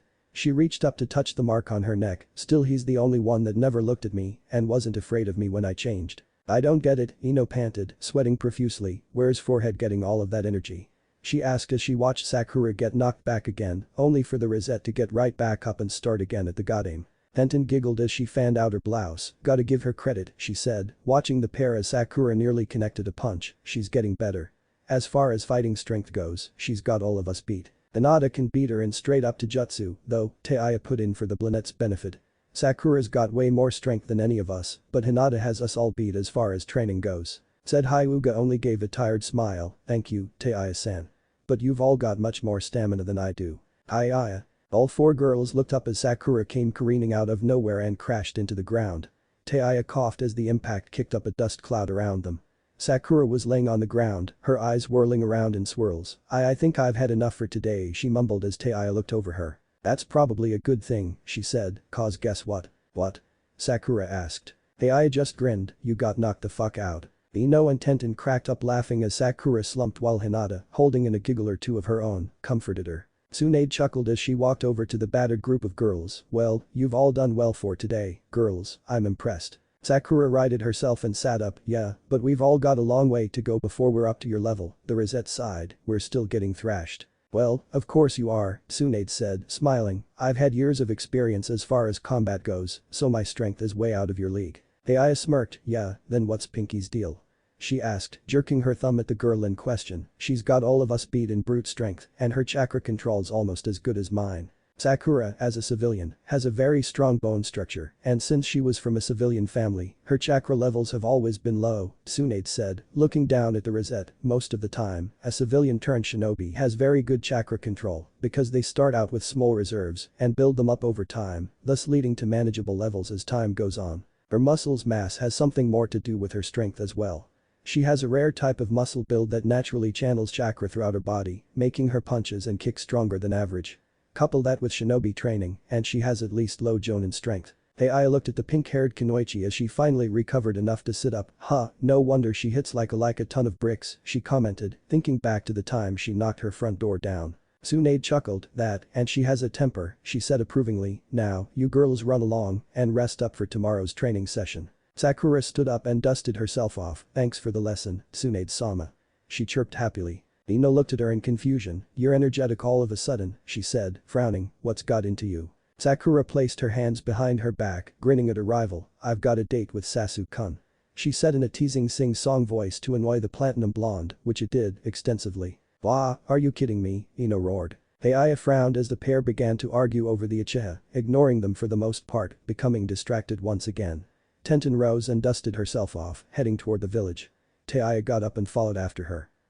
Hey, Tenten, you mind helping me out?" Tenten turned to the girl curiously. "Sure, what's going on?" Aya frowned, trying to think of a way to voice her problems. "Well, it's about Naruto." Tenten gave the girl a look, then smirked. "Ho. What's the matter? Did he do something you didn't like or something you did like?" Aya scowled at her. "It's not that, you bunhead," she groused, crossing her arms in front of her chest in annoyance. "I just don't know that much about him, and, well, I wanna know more, okay?" Tenten thought for a moment, taking in the girl's body language for a second, and grinned. "He's a total loser." "The hell?" Taya roared. "No, he's not." "Gotcha." Tenten yelled, grinning. "You do like him." Do not." Taya snapped, forming an X with her arms. "Can you please be fucking serious here?" Tenten giggled. Okay, sorry," she smiled. "Man, you sure are defensive of the guy. We're family, right?" Taya shrugged. "Isn't a family supposed to stick up for one another?" "Now stop changing the fucking subject." The brunette grinned a little. "Well, he is a loser, that's for sure," she said, holding up her hand when the irate ginger was about to have another go at her, "but that's only because he really hates losing," she said, which made the girl stop short and give a little smile. "Honestly, Naruto and I were bunkmates back at the orphanage. Back then, he wasn't really well liked at all. None of the adults would let the other kids play with him, even though he seemed a little timid back then. I was only made to bunk with him because there was so little room, but he was a real sweetie back then, too. How's that?" The girl gave a small smile. Back then, after the attack on the village, it took a long time for things to recover. She said, thinking back on her childhood, even after a few years our forces in Shinobi were still halved, so the village was always on high alert because even our genin teams were all out on missions to make money for the village. Food and clothing were hard to get for orphans like us, but whenever there wasn't enough to go around, Naruto, even though he was so small and barely got anything to eat himself, always shared with me. She said, frowning as it all started coming back to her in waves. Her eyes actually began to water. I always looked at him like my little brother back then, but I was adopted and never saw him again after that until I started hearing rumors about a blonde academy student causing a commotion. I knew it had to be him. He loved his jokes and never hesitated to pull one when he saw a chance. In all honesty, I wanted to find him and find out how he had been since we parted all those years ago, Tenten continued, sighing, but I was kept so busy with my life and becoming a kunoichi and working in my dad's forge that I never got the chance, and when we finally saw each other again, he didn't even know who I was. She shrugged, that's the way it goes, I guess. It hurt, but after I saw that he'd survived so long on his own, I was happy knowing that and by just how strong he was. He put me to shame in the Chunin exams. Hell, he put all of us to shame. I don't think I've ever seen anyone land a hit on Neji like he did or run him through his paces unless it was Lee he was fighting. Aya nodded as they entered the village together. Didn't he have anyone he was close to when he was a kid? She asked, frowning. I mean, I was practically raised by Orochimaru and even I had a friend. Tenten shrugged. I know he's always been close to the Ichiraku family that runs the ramen stand he eats it all the time, she said, which was obvious, given it was Naruto's favorite food. And then there's Iruka-sensei that taught him at academy. Matter of fact, I think it was Iruka that personally gave him his headband. And then there was Lord Third Hokage, she sighed, frowning as the redhead stopped in her tracks. Sorry, Aya, you probably already knew that, didn't you? Aya shook her head. No I didn't, she said, frowning and biting her lip. This is bad, I helped Orochimaru, I basically killed. Tenten reached out and touched her shoulder. You did what any shinobi would have done, she said, making her look at the brunette. You had your orders, and you followed them, and believe me, anyone would have if you lived under that guy's rule. Still, Aya breathed out shakily, Naruto might hate me for this. The girl gave Aya a small smile. Wow, you really do like him, don't you? Aya sighed, that's the thing, Bunny, I don't know. Sometime during the evening as the sun was moving closer to the horizon, we find a pair of youngsters strolling out of a small theater, arm in arm, smiling, or in one case, smirking. That was such a sad movie, Sakura sighed as she leaned on Sasuke's shoulder, but thanks for taking me out tonight, Sasuke-kun, I really enjoyed it. Sasuke shrugged, it's the least I could do, he said, giving a small smile of his own, besides, I liked it too. Too bad D was technically the only one that survived in the end. Where do you want to go next? Not sure, the girl said, enjoying herself nonetheless. I'm not all that hungry, but maybe we could grab a bite to eat. Sasuke agreed with her, and both ended up grabbing dango at the local stand. In the beginning, Sasuke had felt extremely awkward when the two of them met up, but Sakura had, to his surprise, easily taken the lead and suggested the movie. Now as they ate in companionable silence, he was beginning to feel slightly awkward again. They had met up in the middle of the village, away from Sakura's house. The good thing, if one were to ask Sakura, because her parents weren't exactly thrilled about her little date with the Uchiha. Especially her father. She loved her father very much, but he had acted out of character from his usual self. When he found out that she was to go on a date with the young Uchiha, he had paled rather considerably. It was common knowledge now that Sasuke had left the village and been brought back at the cost of several members of the village's genin, some of which had been in horrendous shape, such as Neji and Choji. Knowing this, Kizashi had feared for his daughter's safety around the young genin. But, now that their date was ending, Sasuke was intending to meet with them as he walked her back home. It was just a few blocks from her house that Sakura voiced her worries. Sasuke understood, but it was inevitable and completely unavoidable. Now the pair stood outside of the Haruna residence. Sakura reached out, lacing her fingers through Sasuke's. You sure you want to do this? She asked, frowning, a slight blush on her face. There's still time to bolt. Sasuke shook his head. If this is gonna work, then don't I need to do this? He asked, sighing, besides, I've seen some horrifying things thanks to my brother, so I'm not gonna chicken out from meeting your family. Don't say I didn't warn you, Sakura sighed, reaching for the door. Mom, Dad, I'm home. No sooner had C touched the doorknob than the door burst open. Sakura. I'm so glad you're a man, all but roared as he burst out the door. The man was obviously Sakura's father, given the dulled pink hair styled into the shape of a cherry blossom. He looked half crazed with worry, but all of that dropped from his face when he saw that his daughter wasn't alone. His normally warm and caring features turned cold. Oh, I see your teammate escorted you home. I wanted to meet with you, Sasuke spoke up, only slightly intimidated. Kizashi snorted and crossed his arms. Shouldn't you have done that before taking my precious daughter out? He asked with a frown as Sakura palmed her face with her free hand. It's traditional for a young man calling on a young lady to ask permission. The man was suddenly blasted out the door. Sakura wisely pulled Sasuke down as her father was thrown over their heads by a well-placed kick to his lower back, sending him flying across the street. The attacker was none other than the man's own wife. Unlike her daughter, Miyuki Haruno was a caramel blonde but had the same fair skin that Sakura had. And it painfully obvious where Sakura had gotten her temper. "Oh, Sakura-chan, you've brought your friend over." She yelled enthusiastically, foregoing the fact that her husband was now across the street with his feet in the air, his head planted firmly in the ground. "Please, you must bring him in for tea." Sasuke looked over his shoulder at the prone Haruno. Shouldn't we?" "Oh, Kizashi-kun will be fine," the man's wife tittered, ushering the two youngsters inside. "He's a shinobi after all." Sasuke had a feeling that Kizashi Haruno's well-being had nothing to do with his being a shinobi and everything to do with the fact that he was most likely used to being tossed around like that. Sasuke made himself a solemn vow that if he ever married, whether it be Sakura or any other girl that might have caught his fancy, he would learn very quickly to never let his guard down when at home. Or else he would be in a wheelchair long before his senior years. "Hey," Kizashi moaned from across the street, "don't I have a say in this?" "Apparently not." Tenten stepped out of the shower in her little apartment, toweling her hair dry. Nothing like a nice hot shower after a day like this," she sighed as the day finally ended for her. Her and Taiya's little talk had gone well enough, but the girl had still seemed unsure of herself when they parted. Still, it was a good thing that she'd gotten her worries out in the open. Tenten found that she liked the overly sensitive redhead a great deal once she got past the fact that she had once been an enemy. She had gone to the hospital right after they had parted to see how her teammates had been doing. Lee was still being treated for his injuries during the Chunin exams, and fighting against one of Taiya's former teammates had only aggravated his symptoms. Niji had been released. It also worked her nerves that he hadn't told her he'd been released, either. "Not that I care," she mentally grumbled as she wrapped the towel around herself, "the stuck-up prick can do what he likes." So what if she'd been worried out of her mind when he was brought back and put in the ICU? Big deal. It wasn't as if she went to see him every day. Once or twice during the week had been good enough, or was it 3? She went to her bedroom and pulled on her favorite set pajamas. Seriously, though, would it kill the guy to at least give me a heads up about getting out? She frowned when she sat on her bed. I mean, he had a huge gaping hole in his chest so close to his heart, and when he miraculously survives and gets out, does he come and let me know?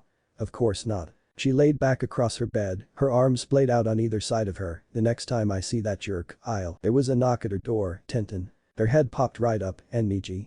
She scrambled off the bed and hurried to the door. Niji was standing there as she opened it, a bouquet of flowers in his hand and a large blush across his face. Hello Tenten." "Hello yourself," the girl said, eyeing the flowers. "Why didn't you tell me you were getting out today?" "I didn't know," the young Hyuga prodigy said truthfully. "Tsunade-sama just cleared me this morning and, well, I was talking with Hiashi-sama most of the day and..." "Stop," Tenten held up her hand. "I get it. Clan stuff, are those for me?" she asked, indicating the flowers he held. "Those aren't from Ino's flower shop, are they?" Niji frowned. "No, they're not, I'm sorry to say," he said, absently scratching himself behind his head. "I wanted to get them from her, but she wouldn't stop asking me who they were, for I ended up picking these out of the family garden." "Ino," the girl thought with a roll of her eyes as she took the flowers from him, giving them an appreciative sniff. "They're pretty. What's the occasion?" "Do I need an occasion?" Niji asked, dodging the question. "Giving someone flowers can mean a lot of things, Niji," Tenten stated, giggling slightly. "Mostly get well presents or saying you're sorry about something. I'm not sick, and unless you're going to apologize for worrying me to death, then you really had no reason to bring these to me at..." She looked at the wall clock. 9 o'clock at night. Niji frowned when he heard the time. "I suppose it is rather late, so I'll just be going." Tenten rolled her eyes as the young man turned to leave and reached out, trapping him with her arms around his neck. "Niji Hyuga," she said, her lips dangerously close to his own. "You are, without a doubt, the most infuriating boy I've ever met outside Naruto Uzumaki, but I know you're not dense, so if you don't kiss me right now, I swear I'll start dating Lee." There was no hesitation as his arms went around her, his left hand taking up position behind her head as he pulled her against him. Sloppy as it was progress. Tenten had to relent that fact. The one way to get away with Niji had always been to say it would either be him or Lee. And it was a contest that Niji was not soon to lose. A dreamily little smile was on the girl's lips as they parted from the red-faced Hyuga. "Not bad," she grinned up at him. "What are your plans for tomorrow?" I was told to rest and..." "Good." Niji yelped as Tenten pulled him into her apartment, slamming the door behind him. Ai lay staring up at the ceiling of her room, wide awake from her talk with Tenten earlier. She'd gotten home late without really meaning to and found that Naruto was nowhere to be found inside the large house. Thinking that he was off somewhere with Jiraiya, she'd fixed herself a simple meal of cup ramen from Naruto's huge stock and decided to soak off the day in the hot springs. But even that couldn't ease the tension she was feeling. Not in her body, no. Her mind was racing over what she'd found out. Naruto did indeed have very few he could call close. And she had aided in killing one of those precious few. She rolled over onto her side, facing the pale light filtering there the rice paper doors. What would he think of me? She sighed, remembering that day like it was yesterday. She'd watched that incredible battle between three Hokages and her former master. Hiruzen Sarutobi had been, in her opinion, an amazing shinobi. Even when he had been pierced through with Kusanagi, he had managed to inflict such a grievous wound on Orochimaru that he was now almost an invalid. And it was that same man that had meant so much to Naruto that she had watched die at the hands of that creature. From Tenten she had found out that Naruto spent more time with the aged Hokage than he did with Iruka Yamino, often visiting with each other when he was younger or getting chased through the village after one of his pranks. Which was how he'd come to befriend the former Hokage's grandson. It must have been like what Genosuke Nyasen was to me. She thought, thinking back on her brother figure. He had been the only person in her youth that acknowledged her and made her feel like she was still human at times.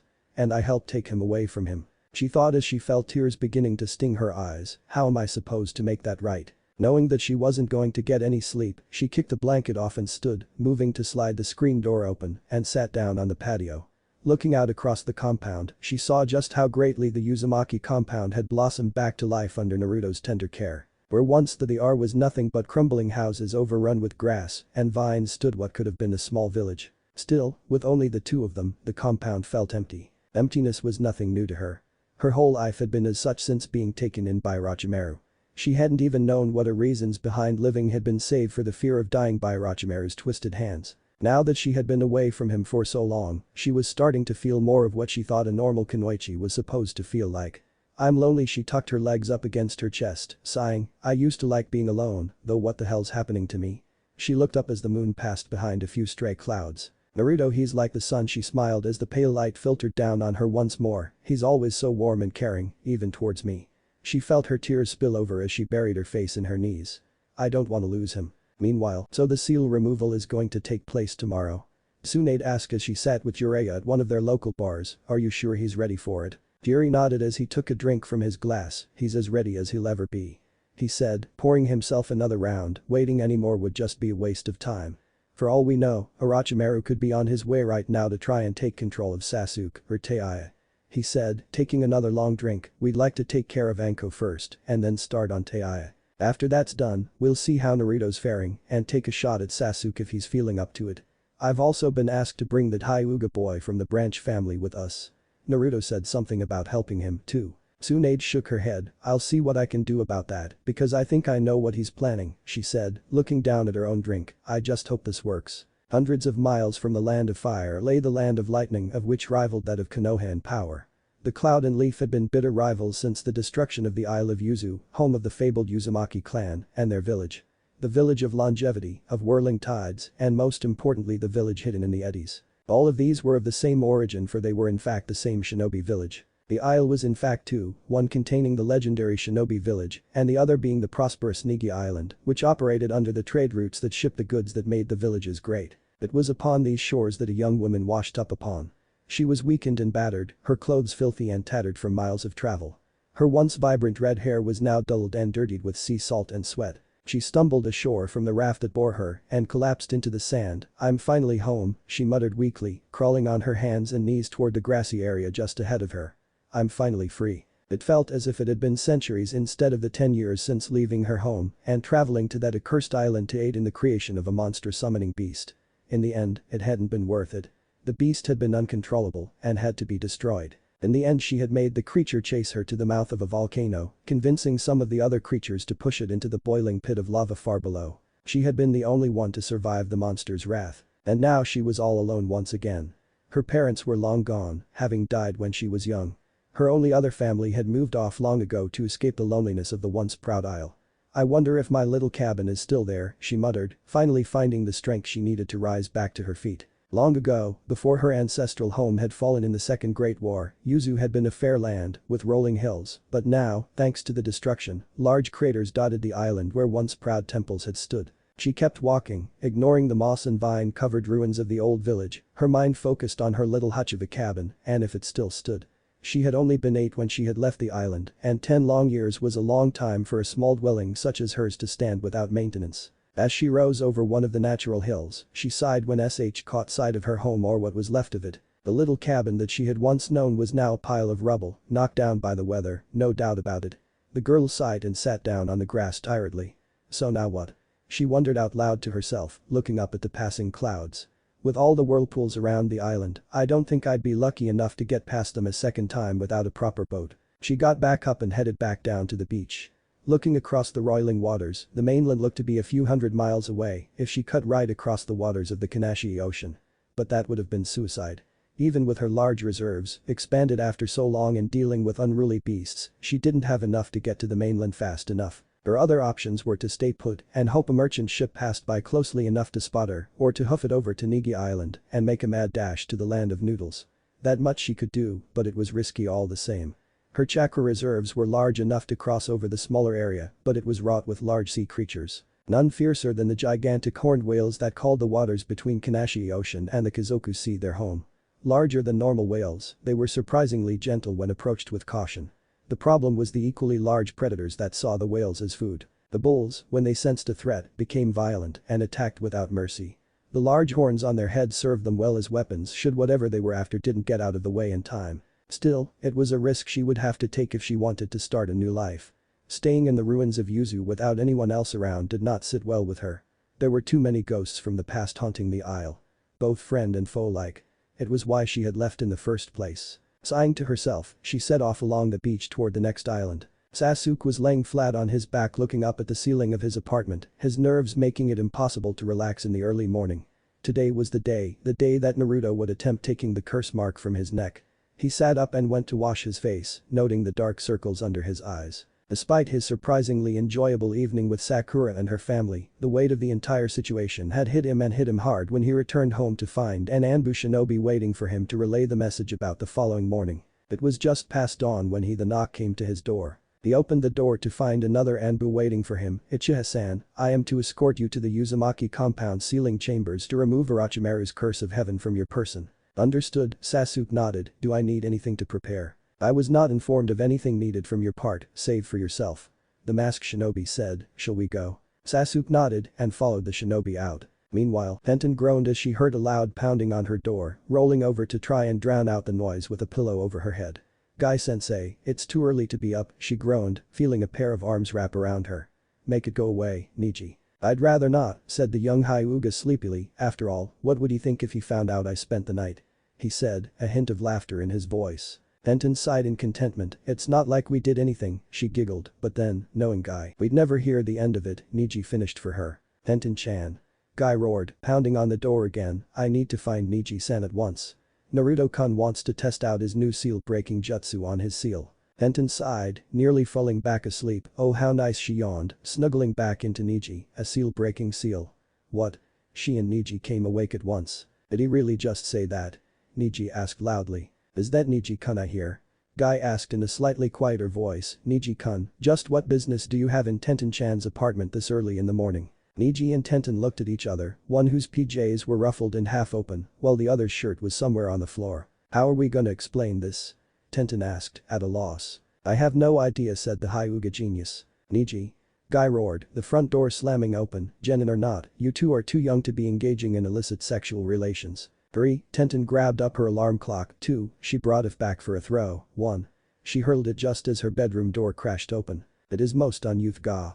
Might Guy may have been a jonin, but even he couldn't dodge a thrown object thrown at him, be a weapon specialist, especially not one that was undergoing strength training with the most powerful kunoichi in the world. Tenten smirked, "And that's what you get for sticking your nose where it doesn't belong, sensei," she said, looking at her boyfriend. "Now, why don't we get out of here before he wakes up?" "Good idea," Niji nodded. "He said Naruto was looking for me, so we should probably go there." But that they snuck out of the apartment, leaving Guy knocked out on the floor with a goofy look on his face. Meanwhile, as the two youngsters made their way toward the Uzumaki home, said blonde was already preparing.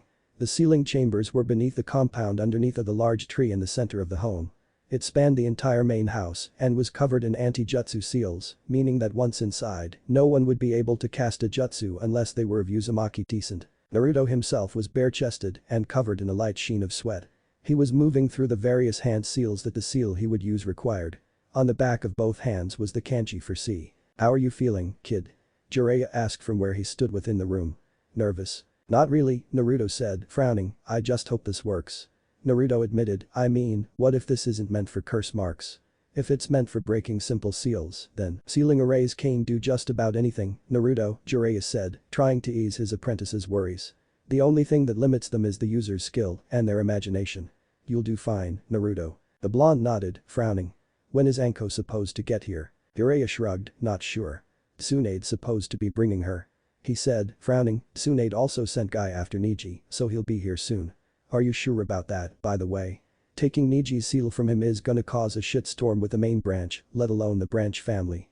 They'll be after you to get the seal off of them, but the main branch may just try to silence you." Naruto shrugged, "I promised Neji that I'd change the ways of the Hyuga clan, and that's just what I'm gonna do, consequences be damned," he said, frowning as he set about placing sealing tags around the room. "Besides, if they come after me, I can file a complaint with the Hokage and either make them back off or take responsibility for the damages they cause." Jiraiya looked at him in approval. "You've been studying. That's good, as clan head of the Uzumaki, you'll need to know what you can and can't do if you're attacked by a rival clan here in your own village." Aya came down the steps, looking around the room. Hey, guys, Tsunade's here, and so's Neji and Anko," she said, looking from the Sannin to the blonde, "and I think emo boy should be here soon, so, now who's nervous?" Naruto smiled at her, making the girl blush. "Come on, Taya-chan, this should all go just as we planned." "Is that why you're testing it on Neji first?" Taya asked, crossing her arms suspiciously. Jiraiya chuckled. "I'm gonna go up and guide the others down here," he said, moving past Taya. "You two behave yourselves while I'm up there." Yeah, Taya said, waving her hand at the man as he left. "You're the one that needs to behave, you old perv." "Such cruel words from your girlfriend, Naruto." Jiraiya grasped at his chest dramatically. I'm not his girlfriend." Both youths shouted in perfect sync, which made them blush, and the old man cackled as he ascended the stairs. Taya huffed and crossed her arms. "Geez, what a jerk." She snapped, looking back toward the blonde. "So how's this gonna work?" "I'm pretty much going to be pulling the seal right off of you," Naruto said, frowning. "We already tested it on a high-level chakra binding seal that pervy sage placed on himself, and it looked like it was just lifting right off of his skin." Aya reached up and placed her hand over the nape of her neck. Will it hurt?" Naruto looked at her sadly. "Yeah, it's gonna hurt a lot." Even the old man couldn't keep back a few yells. Aya nodded. "Okay, well, it's probably nothing I've not been through before, I guess. I mean, serving Orochimaru guarantees pain," she said, her voice trembling, "and it's no more than I deserve." "No one deserves pain," Naruto said, frowning. Aya gulped. "I do listen, Naruto, there's something I need to tell you." Naruto looked at her, listening. The girl took a deep breath. "No going back now." She thought, "So I was talking to Tenten yesterday, and she said you were really close to the third Hokage," she said, gaining a nod from Naruto. "Listen, when Orochimaru attacked the village, he fought and killed the third, but that was only because he was able to reanimate the two previous cages and because my former teammates and I created a four-corner barrier to keep him from getting any help from the Hizanbu." Naruto looked at her with wide eyes, but Taya wasn't finished yet. "It's my fault, Naruto. If I'd run away like I'd so wanted to back then, he'd still be alive." Naruto turned back around, making sure all of his seals were in place. "Why tell me this now?" he asked without looking at her. "You didn't kill him, Taya-chan, none of you did. From what I've heard, Hokage Jiji used a forbidden seal that would have killed him anyway, so it wouldn't have mattered either way. He died exactly how he wanted to die.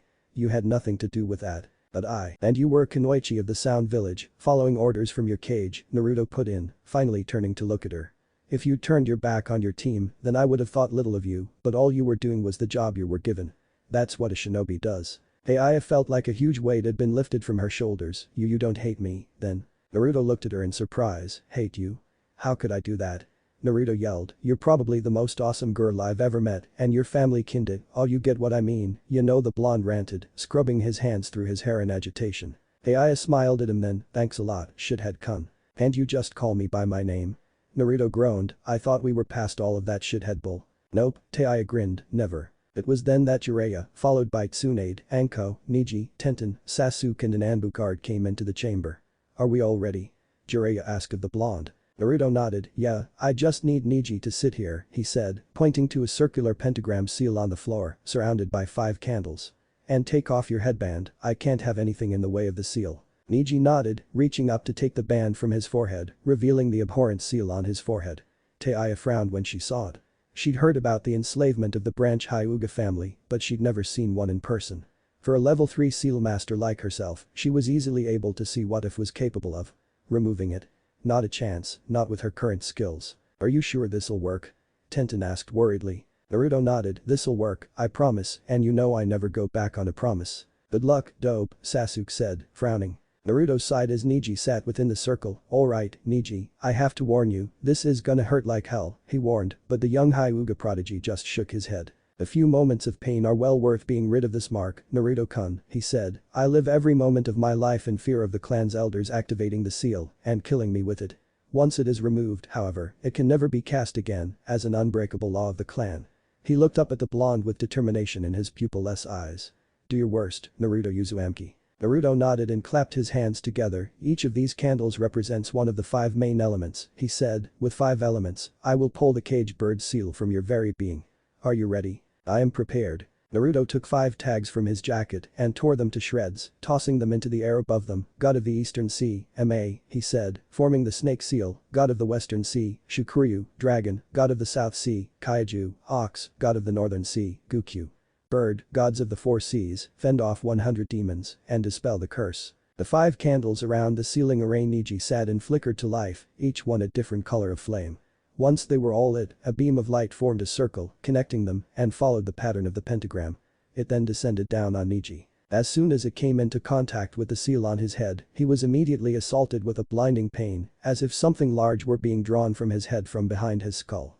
He groaned in pain, forcing him down on his hands and knees, his forehead against the floor as the seal descended ever lower. The mark on his head glowed green as it fought against the seal, and Neji began to howl in pain as the sensation grew stronger and stronger. The 5 elemental seal reached the floor, alighting the seal beneath the Hyuga, who reared up, screaming in agony. Naruto moved then, reaching out to place his hand against the mark in a grabbing motion, and hauled back, a sharp crack sounding throughout the room. The light died down, and both young shinobi fell flat on their backs. Neji. Tenten rushed forward, just as Taya did as she tried to get to Naruto. Jiraiya and Tsunade were right behind them. Are they alright? Sasuke asked as he made way for them. Taya picked up the prone blonde as he tried to sit up, dizzy from the experience. I'm alright, Naruto groaned. Man, that sure took a lot out of me Neji, you okay over there? Neji groaned from where he was being held by Tenten. I'd be fine if Tenten wasn't trying to smother me. He said, making the girl loosen her grip on him. Sorry. The brunette squeaked, looking up at the seal or where it had been. Oh my gosh, it's gone. Neji looked at her and placed a hand on his forehead, bringing with it a smear of green ink. I don't believe it. Naruto chuckled. Believe it, he grinned, giving his friend a thumbs up. I told you I could get it off of you, Tobeo. Yeah, great, the jutsu worked, Anko said, making her presence known. Can please get to me? I want this fucking hickey off of me like 10 years ago. Give it a minute, Anko-san, Tsunade said, checking the blonde over. That was a massive strain on Naruto-kun's body, as well as his chakra. He may not have enough to. I can do it, Naruto said, rising back to his feet, smiling at the snake woman. I'm ready when you are, Anko-nichan. Anko felt herself blushing at the title given by the blonde, but shrugged out of her coat either way. You need a clear shot at the seal, right? Do I need to take off anything else? Oh, yeah, please Diga. Jiraiya started, but was soon silenced by Tsunade's fist in his face. It's fine that way, Naruto said hurriedly, the woman's figure already too distracting for the hormonal teenager. Taya saw this and gave him a sharp pinch on his arm. Ow. What the hell, Taya? Just get on with it. Taya huffed, sauntering away from the blonde and leaning against the wall near Sasuke. Smooth, Sasuke muttered. Shut it, emo fag. Taya hissed at him. Naruto looked at the red head in confusion as Anko sat down in the ceiling array. Okay, Blondie-kun, let's do this. She said, a slightly nervous pitch in her voice. Naruto nodded and began his mantra again. This time, as the seal began its descent, the mark on Anko's neck reacted, a bolt of purplish chakra shooting out before it could touch her. Anko grunted in discomfort as the seal forced its way down on her and forced her to the ground, just as it had done with Neji, only the array on her neck attempted to break free of its confines and spread. Luckily, the seal met with the brother seal on the ground and Naruto moved in for his part, grasping Anko's shoulder and hauling back. The seal erupted in dark rancid chakra that filled the room with a chill as it rose in the form of a black red-eyed snake, hissing as it dispersed a moment later. Again, Naruto fell back, but was caught by Jiraiya this time before he could hit the ground as Tsunade moved to help Anko. That's it, you need to rest after that one. The elder sage growled, I'm able to sense chakra, Naruto, and you barely have any left. I agree, Tsunade snapped, Anko's out cold. We need to get you two upstairs, now. But Taiya-chan and T-Team Naruto groaned, his eyes rolling back into his head as he fell unconscious. Jiraiya shook his head, picking the boy up in his arms, it'll have to wait, kiddo, he sighed, looking at the girl, could you go up and get a bed ready for him, and Anko? Tsunade and I will bring them up and get some food ready. At least then we'll make sure he has the energy to keep going. I can do that, Sasuke volunteered, I know how to cook. Me, too, Tenten said, helping Neji up, and Neji could use some rest as well. Neji just gave her a weak smile, really, Tenten-chan, I'm fine. You look paler than usual, Tenten added, hauling him toward the stairs. Orochimaru looked down at his newly acquired hands, this body is quite something. He said, flexing his fingers, the tips turning black as it continued down his wrist, to think such a rare ability was right under my nose this entire time. Not really, Orochimaru-sama, Kabuto said as he entered the room, smiling with glee, you see, that body was one of my most successful experiments. Oh? The man smiled in return, how do you mean? Well, you see, it's all thanks to Kido-san's research. Kabuto explained, the artificial Kekkei Genkai narcotics work to an extent, but I had no idea that this one was one of your marked shinobi. He wasn't, really, Orochimaru said, after the battle was over and this one was left standing, I had to mark him. After seeing how strong he was, it was a wonder I hadn't done so sooner. Tell me, have you had other successes? Very few, Kabuto shook his head, the steel style was a lucky strike, since humans naturally have iron in their bodies, which in turn can be turned to steel given the right components. But I am close to breakthrough with another ability, perhaps you could help me. I'd be delighted, the snake Sanin suddenly frowned, Hamad, I can no longer sense Anko-chan's curse mark. Kabuto looked surprised, she was killed. No, I don't believe that to be so, he said, stroking his chin, and smiled, it seems that our dear friends in the leaf have figured out a way to remove my little gift. He said, weaving through a few hand signs, there, now should dear Sasuke-kun's mark come into danger, the one threatening it will be quite surprised.